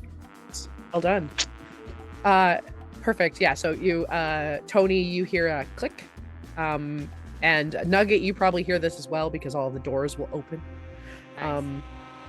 And you see a number of birds kind of like walk their way out or fly out. Strange, weird tropical birds that you haven't seen before. Tony, I'm sure has, but those more mundane birds of yours may not have seen these such fabulous birds. Susan, However, looking behind good. those birds, I've seen Sorry? 29 I said varieties Susan of looking pigeon. good as a bird pass. oh yes, she and continues on her way. But along with this, you have unlocked all of the doors in the tropic zone. So a small family of mongoose walk out and step up and look around and wander and step up and look around and wander along. Excellent. Along with a number of bats that fly out and start getting in Oh. people's hair. Getting batty and, up in here. And a couple of snakes sort of silently make their way into the bushes. Hank, you Sweet. gotta control your people. We need to get that seed out. You got any of them Zaboomafoo's that could help you? You mean is Well, that we don't Maui? have. Well, we don't have any of those, but there is a couple of small bears that might be willing to help, and a couple of big bears too. Got yourself a real operation here. Oh, yes, of course. You know I don't come in unprepared. All right, someone else take over. I'm just gonna say the flocks are free and the eyes in the sky are blind. Where are these bears at? I'm at the drop point. So yes, you have managed to sort of knock your way down, and you are parked on Park Drive. So there are two choices that you can go to. There is one area that has a couple of red pandas, just little guys, but might be more incognito. And then across the zoo, there are a pair of grizzly bears. Bears. Beats. Are Battlestar there Galactica. any kangaroos? There are no kangaroos, unfortunately. Any No, other I don't think- marsupial or pouched creature? Ooh, Bagmen. Hell yeah. I don't think there are, unfortunately. Okay, we'll go with the bears then. Okay. Yeah, that sounds good. So you will hop out of the car and sort of make your way across. Are you trying to sneak to them? Yes. Maybe Yeah, sneaky. I don't Okay, can you wanna make me attract a any suspicion? I know there's a lot going on, but I'm trying to keep it on the DL. perfect? In that case, can you make me a feathers roll? I can. So you want a 5, 6, 5 or 6? Okay. And I'm going to use one of my Ventile. Do the thing. Oh, do it. Doing the do. Okay. 1 and a 5. A 5 passes. Success. So you are going to sort of sneak out from under this float. The band is still playing. The band has continued walking, but you have stopped, and the entire rest of the parade that is following you has also stopped. The people are starting to get a little concerned. You are going to start sneaking across. You will see Nugget and Johnny Canuck making out aggressively, as only a chicken and goose could. You pass through the sort of snow monkey area. You pass a red panda and a couple of Asian cranes. So very big, very angry. They're like, if anything is a raptor, a crane is. And will make your way into the grizzly bear pen, which is quite large. But the fencing around, as I hit my mic, the fencing around it seems to be quite loose and in need of repair. And maybe that's something they were doing today. But you tuck your head in and you see a couple of grizzly bears with big fishes. Oi.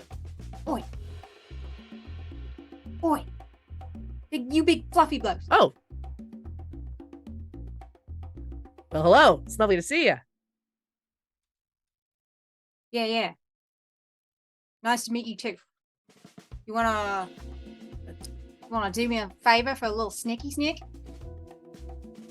Whoa, we do love a snacky snack. What kind of snacky snack are we talking about? Whatever kind of snicky snack you want. Well, we do prefer the fish. I can get you fish. You can give me seed. Oh, we don't have any seeds. Don't worry about that, mate. We got it locked down in the tropic zone. Just need a couple of big, burly, footy players such as yourself. Big hairy bear. Well, yeah. Carry some You know, I've always wanted to go on a tropic getaway. Yes, me too, actually. What do you say? You know where they go in the tropics, don't you? Real nice fish. Oh. Can you roll me one more feathers roll, please? Okay. Use another advantage because I really want Sure. to convince these bears. It's just going to be so much chaos for them to clean up after. Yeah. They're going to be less concerned about the missing seed and more concerned about all the animals. Roaming animals. Correct. Yeah. I got a 2 and a 5. All right, a 5. I believe a 5 is a feathers. It is just barely. So the bears kind of look at each other and look back at you, and say, "All right. We might make a bit of a. It seems like there's already a bit of a ruckus, but we might make a bit of a ruckus going across. But yeah, we'll go with you. Bonza, let's go. They will walk up to the gate and go, what do I do now? And we'll take a quick pause there. One more. Nugget, what's Nugget up to during all this? Just make it out? I guess Nugget was, they didn't have much more on the agenda, but I guess with the, do you say cuckoo or a cuckoo? What do you call that? That action. A cuckoo. It is cuckoo. I don't know why I want to say cuckoo. I think it's just because I think it's just how it's spelled. I know it's not right though. Okay, the cuckoo roll.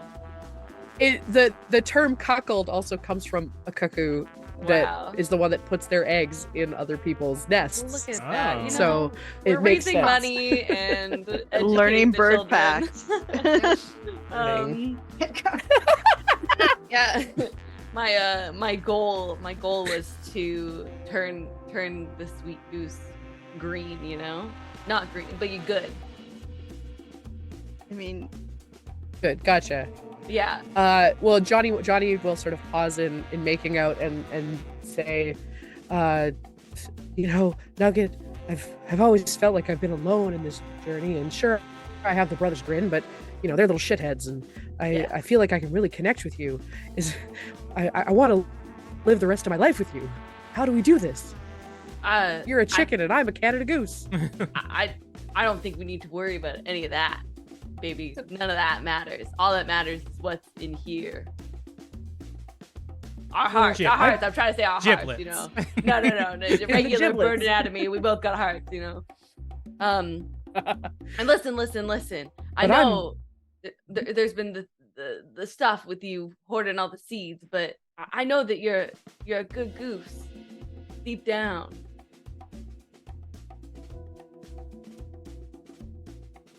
Yeah, I think I am. I think you are too. Now listen, we're gonna find a way to share all that seed. Share your seed, as I might have said earlier, and I don't regret that word choice at all. Spread our wild oats. Yeah. So together. It sounds like maybe there's gonna be a couple of big somethings coming around, and they're gonna help us transport the seed. Will you join forces with us? Yes, I will. Oh, yay!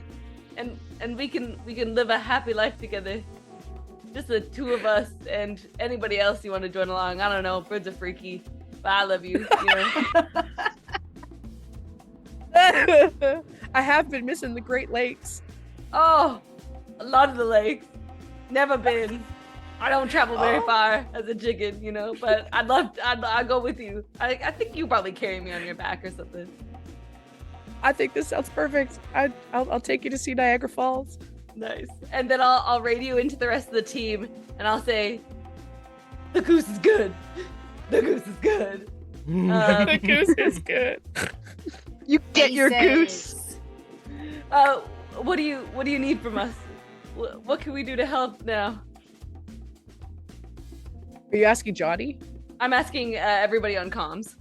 Okay. Where are those bears? Some muscle for the hole. Okay, cool. Anyone got? Can we help Johnny? carry? Johnny will waddle over to nice. the wall and pull that's so aside good. a very large waddle very provocatively over to the wall. Sheesh. Wiggle those tail feathers. And we'll pull away a large set of reeds. And we'll sort of push them out of the way, and you will see a very large, like a concerningly large hole in the side of the building that perhaps a whole crate could be moved out of. Oh my goodness. Maybe did you do that all yourself? I've been chipping away at Whoa. it. You guys, strong beak. That's what I like about you.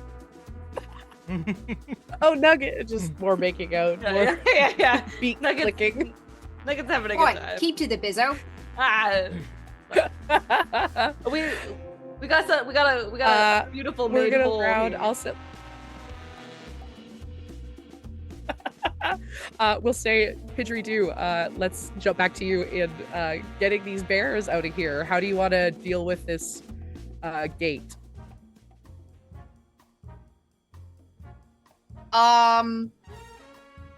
Well, it's been a while, but I was gonna say crack his knuckles, but I don't know. Feathers. Fully. Whatever. Crack them feathers. Yep. Yep. And he pluck one of his nice fine neck feathers to pick the lock with. Beautiful. Let's do a I think it's a let's go. I think it's feathers for. Well, no, because you're Grease Man, so it's probably a wings. Agility, hand-eye coordination, being nimble. Yeah,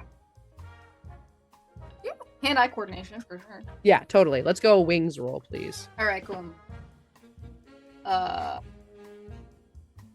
And it's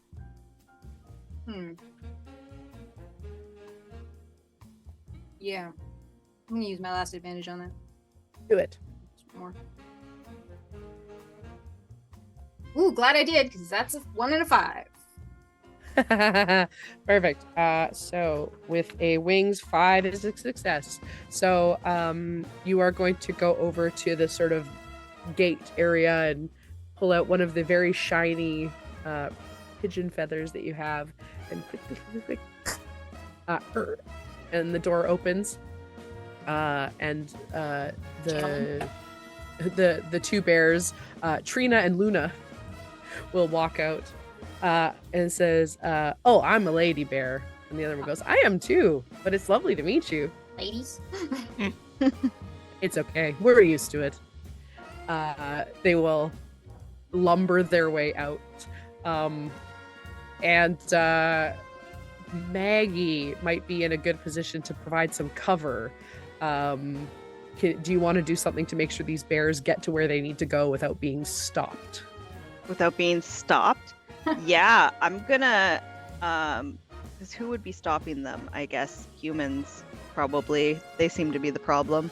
They are. Let's be honest. They're always the problem. The humans are the problem. I'm assuming security humans would be the biggest problem here. So you are starting to see some kind of run out and try to like herd penguins back. Yeah. I think I want to set off a bunch of alarms away from where the bears are coming out. Yeah. And, make it seem like something a lot bigger is happening further away. Fantastic. I think let's set off some alarms near the children's zoo. I feel like they would go running to help them there. For sure. And there's already a whole bunch of penguins and puffins a bunch over there, of penguins. So I'm gonna set off all the alarms there. Fantastic. I'm assuming you want to roll. Yes, please. Roll me a brains roll. A brains. I have those, probably. You do? You know what? Just for shiggles, I'm going to use my last advantage for it, just because that's a 2 and a 4, so that is a success. It is indeed. Fantastic. So you click, flip a bunch of things, and alarms begin going off in the children's zoo, and you see all of the security guards turn and start talking into their walkie-talkies and begin rushing off.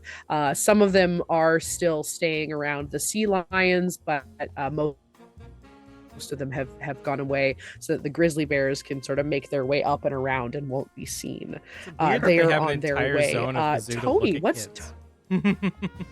yeah, right? Isn't that weird? Yeah, it's so weird. Pens of kids just wandering around. Random. Honestly, it's good work if you can get it. You get to just chill out and play Fortnite. Nice. Great. What's Tony up to? I have a question for you, and this is a real teacher. Do we have homework moment? I have 3 heat. What do you want to do with that? So you haven't failed a heat. You haven't actually failed yeah. any other rolls. Nice. So if you fail a roll, you will roll against your heat. And so Taryn rolled against her heat and got the very good one where she gets to pull a big con. However, if you roll and fail your heat, bad things happen. If you roll under your heat. As long as I keep #winning, I'm good. Exactly. All right. Yeah. I'm gonna look at Hank. I'm gonna take off Mark Chandelier's expensive shades. I'm gonna look at Hank in the eye and say, you burned me. Burned me hotter than this hot dog water that I stuck my beak into. Thought we were gonna be something. I thought I could bring you into my world, but just too feathered. I hope that when this is done, we can part ways. Don't tell nobody we were here, okay? Oh, Tony, I'm so sorry. Georgie told me that you were going to turn on us. That was the only reason I did. Georgie Porgy? Of course. The bush tit. We've been had. We're doing this job for him. What did he tell you? He told me that you were going to take all the hot dogs for yourself and set yourself up to start baby, working I would out in never. New Jersey. Those hot dogs Oh, was no. for us. How did I ever believe him? How did I ever betray you? He falls into your arms. Wings. I Falls just to your wings. I looked at the camera, patting him on the back. Looks like we got a new job. And I get on the horn. George has made us. What? This seat's for us now. What? Get your bears in place. Hank, you're coming with me. And I'm going to go check on the chandelier. That thing's got to be picked clean by now, right? What a twist!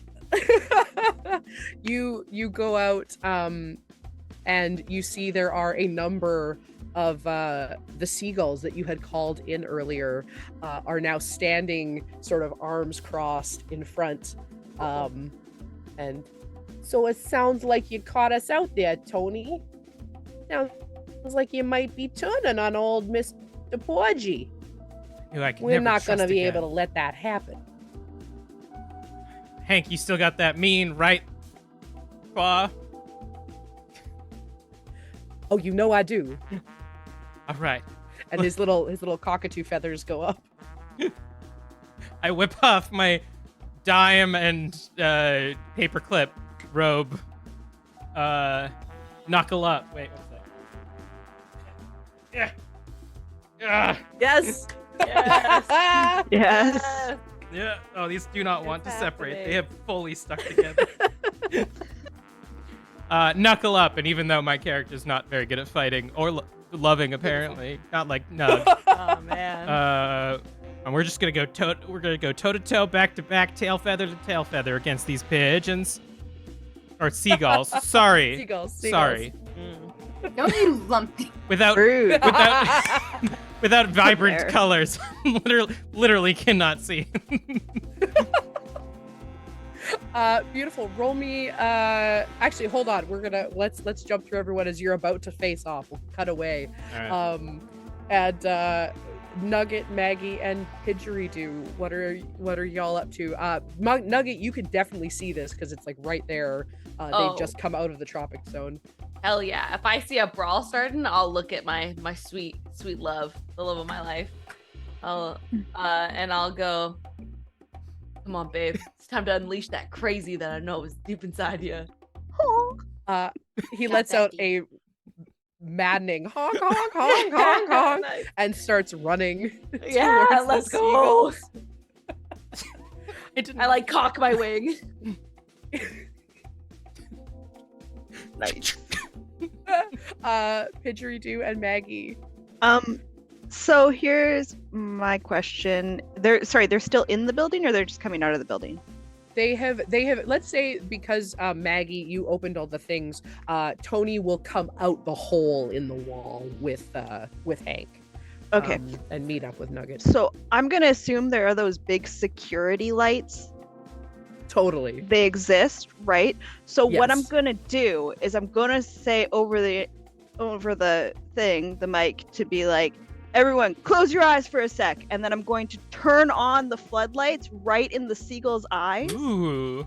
Ooh. Just as one bright flash, like probably like turn them on enough if I can like throw enough electricity through them to make them just like explode almost in a flash of light that's going to blind these seagulls. That's what I want to do. Oh my god, it's incredible. Yeah, roll me brains, please. All right. that's Actually, a hang on. 2. Ooh. I'm gonna make you roll at disadvantage because it is daytime. Why didn't we plan the parade? Well, my In the first roll was a evening. 2. My second roll was a Okay. 3. Ooh. Yeah. Woo! Nice. I did it. There we go. These are perfect. So despite these, seabirds being very good at like dealing with glimpses of bright light off of the ocean. There was glass It's still- shattering too, probably, right? So Oh, yes, there you go. It's a very loud noise, and they seagull noise. They- Nope, that's a That is crow. seagull noise? Yeah, right. That's what I went caught. I was like, Huh. that's not a seagull Kinda noise. like a Yeah. It also helps that I don't have a voice. So they sort of and then perfect. So they're sort of blinded and may or may not be easier to hit now as they're very concerned. Pidgeridoo, you are approaching with your bears. What would you like to do? Okay. So the bears are between, or sorry, the gulls are between us and the seed, right? Sure. Okay. Good. Cool. Good and shiny. So what he's gonna do is he's like signaling to the bears like to hunker down and to get ready to dash. Right, Sheila's. Let's get in there and bowl them over. Oh my god, yes. He's just gonna Okay. charge with the bears through all the seagulls. Okay, beautiful. I would like Pidgeridoo, Nugget, and Tony to all make me weapons, or sorry, not weapons rolls, muscle rolls, please. So that's going to Talons? be talons. Yeah. Talons, that's the word. Okay. And there is a donation to Nick Thank you. for Gigi. advantage. So you That's have very advantage, and we love you, Gigi. I almost wanted to fail, but I did get a 5. Perfect. Ooh. It's a good thing too. It was talons, right? Yes. So 4, 5, 6, 7. Yeah, I got a 5. Awesome. Oh, you're muted, Nugget. I got a 4. A 4. Perfect. Yes. Awesome. So you guys all succeed. So these please cut in on this description if there's anything specific you want to do, but as these lights flash, you guys all hide your face with a wing with the warning from Maggie. The flash, the seagulls sort of take aback and oh gosh, and some of them like trip into the float as these bears bowl through and knock them over. They all sort of tumble out to Tony, Hank, Nugget, and Johnny, who just start a swinging, and in a very like Batman 66 kind of bam, pow, bird. It gets real. Nugget. Like there's one shot where it's kind of like too far when there's a shot of me dunking a seagull's head in boiling hot dog water. Brutal. Yes. Yeah, absolutely. One of So the good. carts that has driven by. Yeah. I like to think that one of the bears, at least one of the bears, tucks into like a Sonic the Hedgehog roll, while Pidgeridoo is just doing the backwards run on top of them. Just love Johnny looks up and goes, oh, you've been to the lumberjack show too, and jumps up onto the other bear and you both log roll these bears. Awesome. Oh, that's perfection. Okay, wonderful. You have well enough sort of dispersed these seagulls. I feel like Nugget and Johnny, Tony, and Hank are probably sticking around to do this, but Pidgeridoo, you have redirected the bears back to start pulling stuff out of this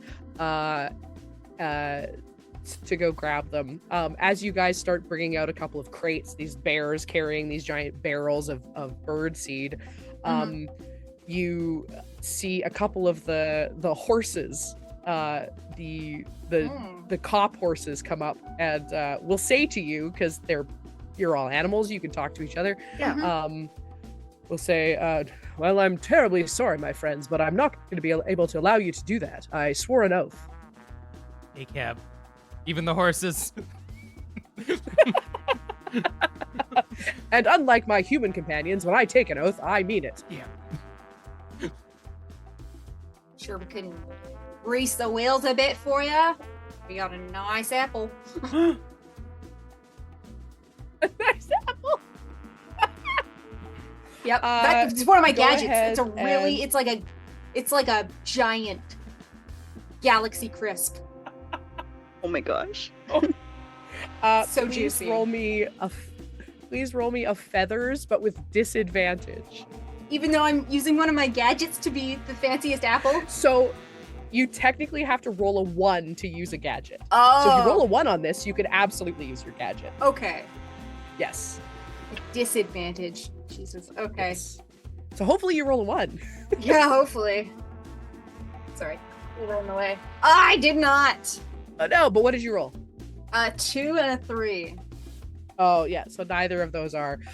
So Yeah. please. Do I still lose the gadget? No, you haven't used the gadget. You only use the gadget if you You roll still a 1 have and your spend it. cool? You do. I do still have cool. my cool. If you have a reason, what's your background or your The banditry? background is the big box. My banditry is Grand Theft Auto. Okay, I don't know if we'll be able to use that unless you can.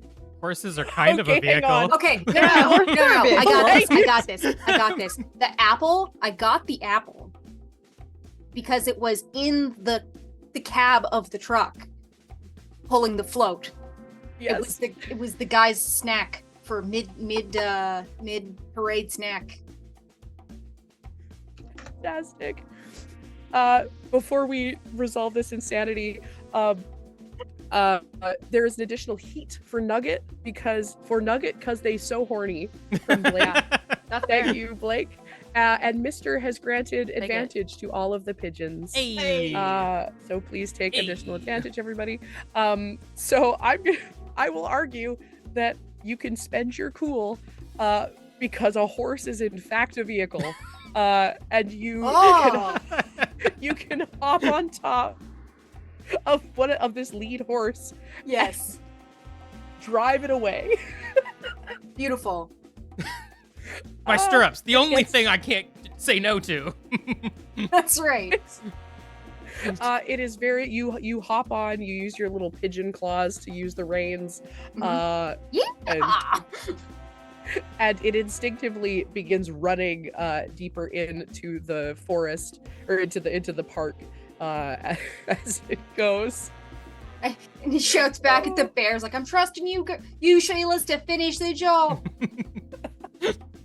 Yes, as you go off, the bears look slightly confused at first and then shrug and then start loading the last of the bird seed onto this float.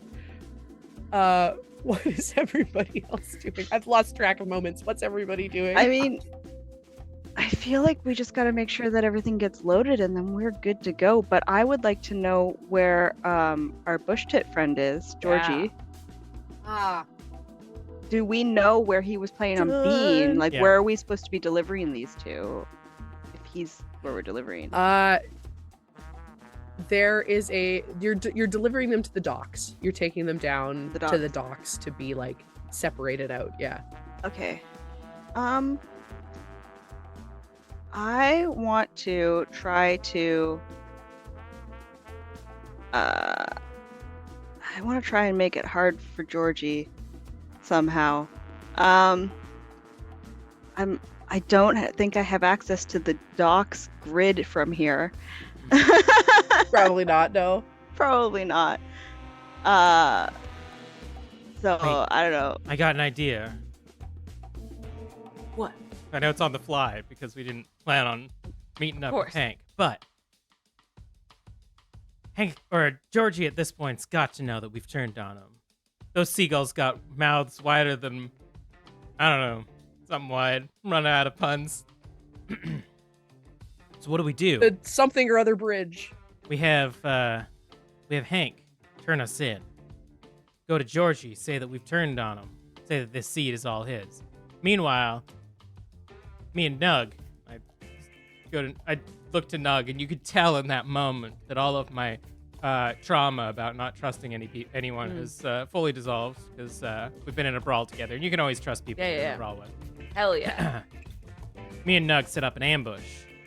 Get some of the local birds that definitely are in New York. Mm-hmm. Get some of the local birds to set up in the warehouse. So when Georgie sees the seed and opens the warehouse door, we beat him up. I don't know. That's the you- smartest thing I've ever heard. From above you hear a or two simultaneous and you look up and you see the brothers grin being thrown off the roof Oh, those ones. By and sort of- monkeys. by monkeys and thud, thud, thud, thud, thud, and land in front of Johnny and go, "Hey boss, what are we supposed to be doing? These monkeys attacked us and you look like you're working with the enemy." And Johnny turns and goes, "No longer the enemy. But boys, we have a new job." And Johnny and the Peregrine and the Brothers Grin will make plans to go ahead of you. They will fly off and head towards the docks and prepare an ambush. I love you, baby. All right, Hank. I love you too. Honk, honk, honk. All right, Hank. Plan's set. We can trust you, right? Of course you can. And I'll plant a big one right on his cheek. And then you go with Pidge. Of course. And he will climb into the passenger seat of the float. Actually, I guess Pidge is gone right now. Yeah. Pidge, you can come back. He'll come back. Gone for now. He'll drive the horses far enough away that they got their own momentum, and There an you object go. in motion stays in motion, and he'll just fly off and come back. None of us And learned how horses to in drive particular. a car, so we really, really need you. Exactly. Amazing. So you guys are gonna hop on this float, and by this time, all of the people like in the parade behind are like, guys, should we maybe be going? As Pidge, you come back. Mm-hmm. Wait, one last moment. Tony puts on some sunglasses again and turns to the crowd and says, "Parade's canceled." Perfect. And we cut to you guys pulling up to the docks. And as you pull up, you see so Hank and Pidge are hidden. They are because they're in the float, and you can't really see in. You can kind of see Pidgeridoo because he's driving. But Maggie, did you hop on the float or did you? I would say I'd probably have hopped on the float at this point. I've done enough chaos at the zoo. Fantastic. Also, quick break in here. We have hit our goal again. So once again, advantage, everybody. Yay! And your next goal is going to be $700, which is enough to fund a full support group of 8 survivors, which is amazing. So heck yeah, keep going. Let's get going these. And yes, Saffron is known for chaos. No, I don't know what Yes, you're talking about. what me? No. So Maggie is on sort of sitting amongst all of the bird seed. Actually, no, you're probably picking all of the I'm picking up bits the off of- extra bits off of the whatever's left off the chandelier. Beautiful. Nice. It's Popping it mostly into just my like bag. the really shiny like hooks that things were hanging on, Perfect. but they're very shiny. Yes, go ahead. So the And then Nugget, you are you hiding in the float or are you on the float? Yeah, I'm right beside Tony. I'm gonna be after our look of and our moment of beauty, platonic beauty. Of course. As we are the lovers of the group for sure. Yeah, I'll stay by his side. Fantastic. So you guys pull up and you see Georgie Porgy all alone in front of a large shipping container. You almost don't see him at first because he's so tiny. And he will look up and be like, All right, boys. We can do this the easy way or the hard way, because I know y'all have turned on me. So do you want to just unload the seat here and I'll let you go? I'll even let you keep the shiny bits of the chandelier. How about that?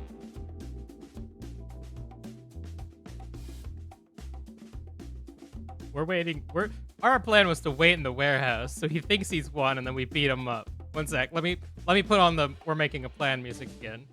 Yes. We're in the car, and we're like, I don't know what the fuck to do. And I'm like, what we should do is maybe we, Johnny, Nugget, me, and the Grimms, we hang out in the warehouse. You two, Yeah. oh, okay. Pigeon and Meg, and Hank, give up.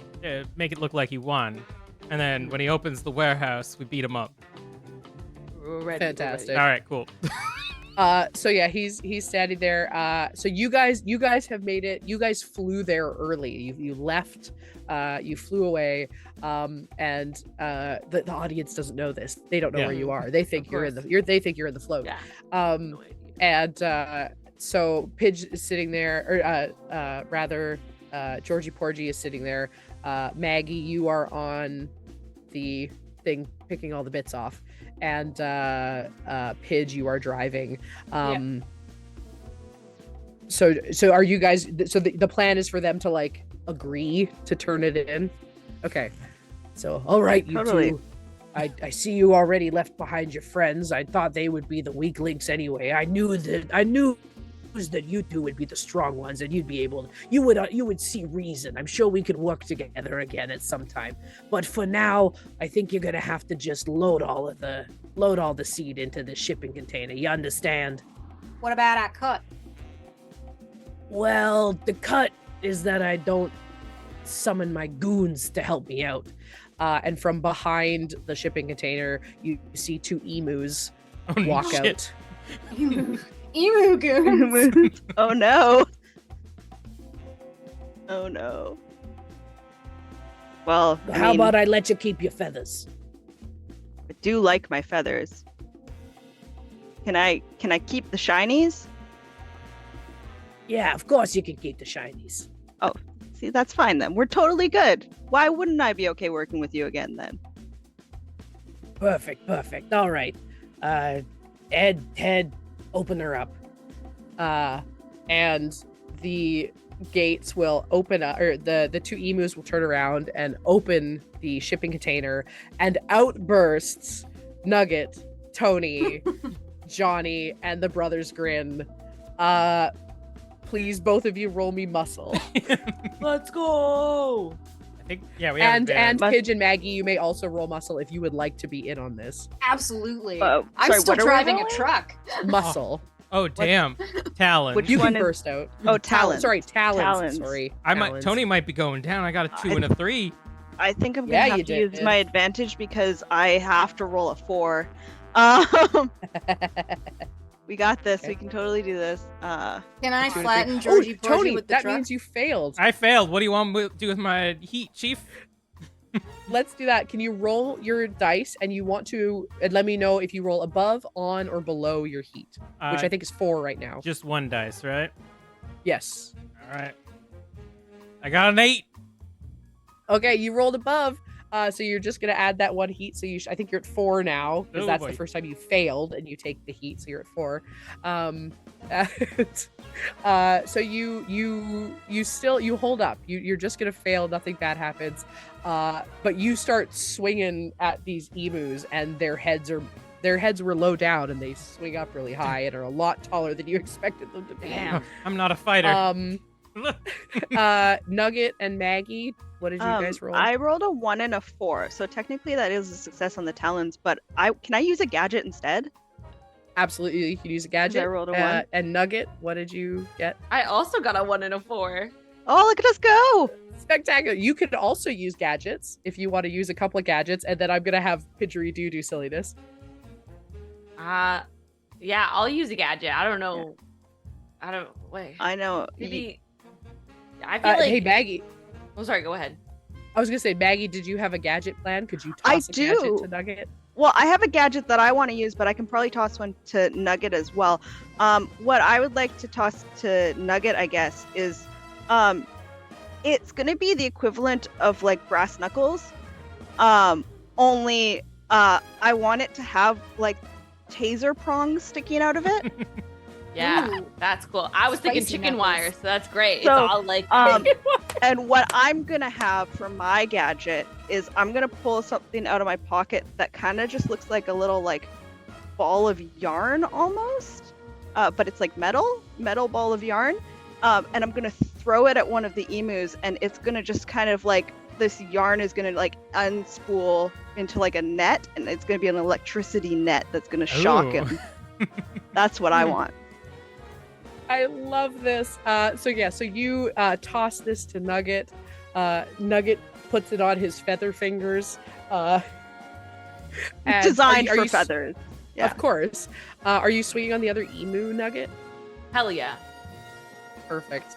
So you swing and you swing into the meat, like uppercut the like belly of this emu, and it goes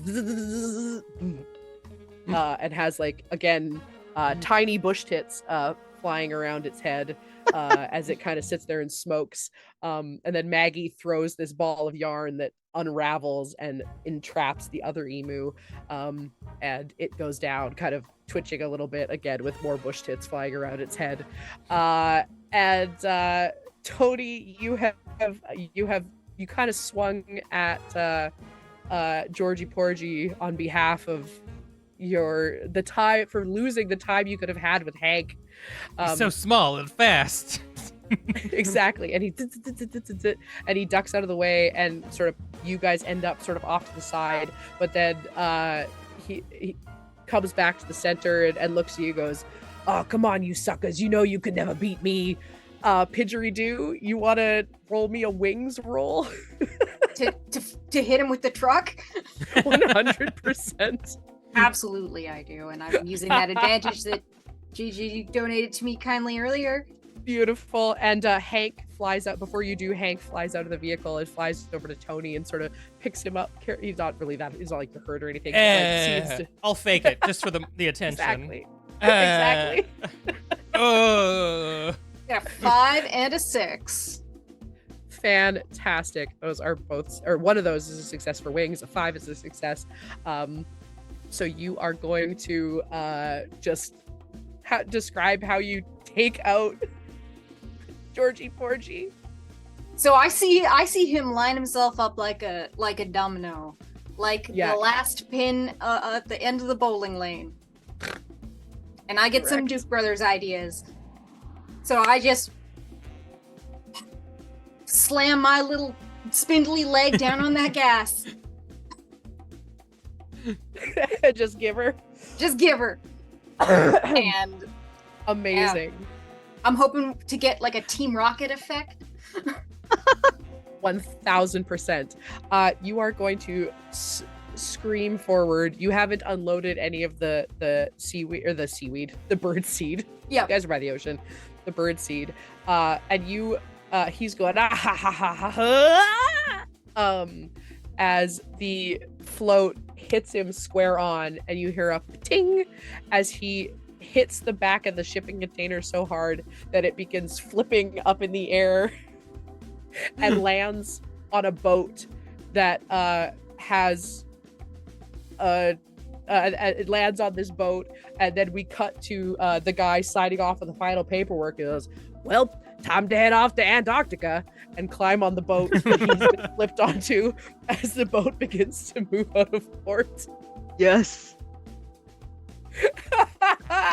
And we cut back to all of you guys. What are we doing in this sort of denouement moment? Well, if we're all loaded up, time to have us a feast. Yeah. Yeah. I'm making out with my bird. Perfect. I'm reconciling with Hank. We're having a long discussion. Oh. Just getting straight into them seeds. Straight into those snacks. Yeah, I'm gonna start on the snacks. Oh, well, I've collected my shinies already, so they're tucked away. I'm gonna start in on the snacks as well. Make myself up a little plate. Beautiful.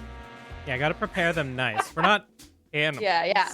No, Pigeons just dived. Dived? Diving. He dove. Thank you.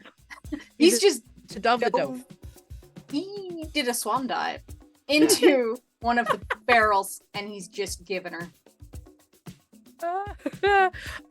Beautiful. We see this beautiful moment of Pidgeridoo diving into a barrel of birdseed and just like full on like Scrooge McDucking it around in these seeds. Yeah.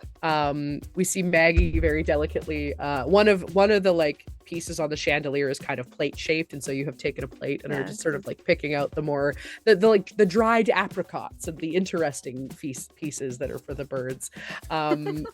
We cut to Nugget and Johnny just aggressively making out, and Tony and Hank holding wings, sitting on a little bench nearby. Cute. And we will zoom out from this scene, seeing everybody doing this. And as we cut over we see another little snake going along the ground. And a couple of bears sitting on the edge of the dock with very large fishes once again. Yay! Watching the sunset over the New York skyline. Correct.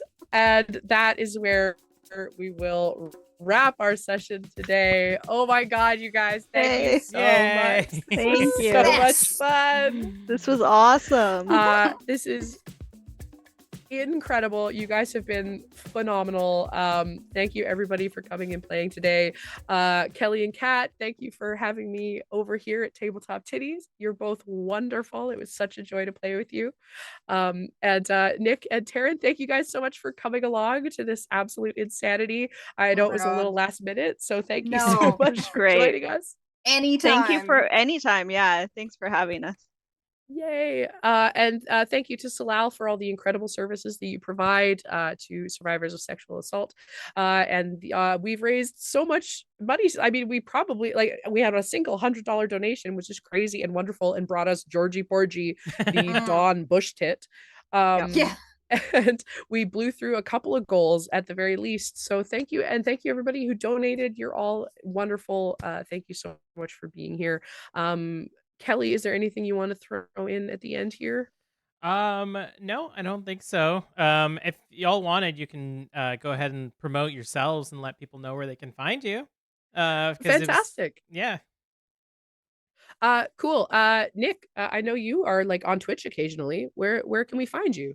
Yeah, I am on Twitch occasionally, very occasionally right now, but hoping to get back on that parade float. You can find me at the channel above there, Pixel_Nix, PIXL_NIX.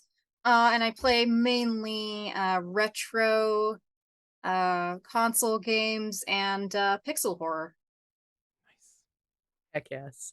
Taryn, I know you don't have like a huge presence a lot of the time, but no, not really. I mean, I have an Instagram for my cats, which is at Kennis Cats. They're very cute. One's polydactyl. One's polydactyl. Speaking of cats. And I mean, I was in the chat as Saffron013, which you probably will see me sometimes in the Dork Tales chats. Not as often as I'd like to be in there, but Cats. So many cats. Speaking of Dork Tales, walked out of the room. Speaking of Dork Tales, you can find me over at twitch.tv/dorktales. I am there Mondays and Tuesdays, usually in a Phandelver 5e campaign, and then also running over on our Patreon on Tuesdays, a Strixhaven campaign that immediately became a CW show, and I love it for everything that it is. But that is now, we do air it originally on Patreon, but it becomes available to the public after 3 months. So we are very good there. Oh, little Tuxie. Why don't I have my cats right now? So many beautiful cats on the screen. I'm so sad. She hates it. She's so unhappy with me. But he's so tired. Don't have time to Aw. get them. But yes, but we stream over there. Our other Kelly, Kelly over at Dork Tales, runs like 5 to 6 days a week minimum, sometimes multiples on the weekends. So please come hang out with us there. And if you're also in the charitable mood, in April, I think it's the second week of April, we are doing Extra Life, which is another charity stream, where we have like 13 or 14 games from between Friday and Sunday. And it's same as here where you can donate to change everything. And yes, we love Tabletop Tiddies. We love you guys.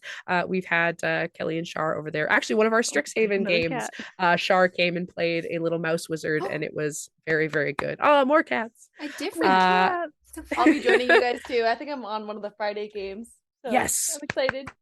I'm very So excited. good. Yes. So if you want to see some of the Tabletop Tiddies crew, come hang out with us.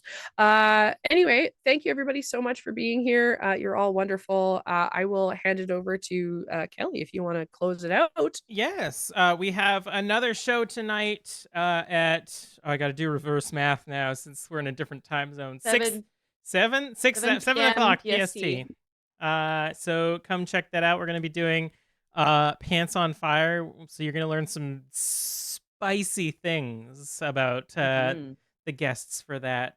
And as always, oh, my voice went real weird. Who's that? As always, continue to donate, and we will see you then. Yay! Bye. Bye, guys. Thanks everybody.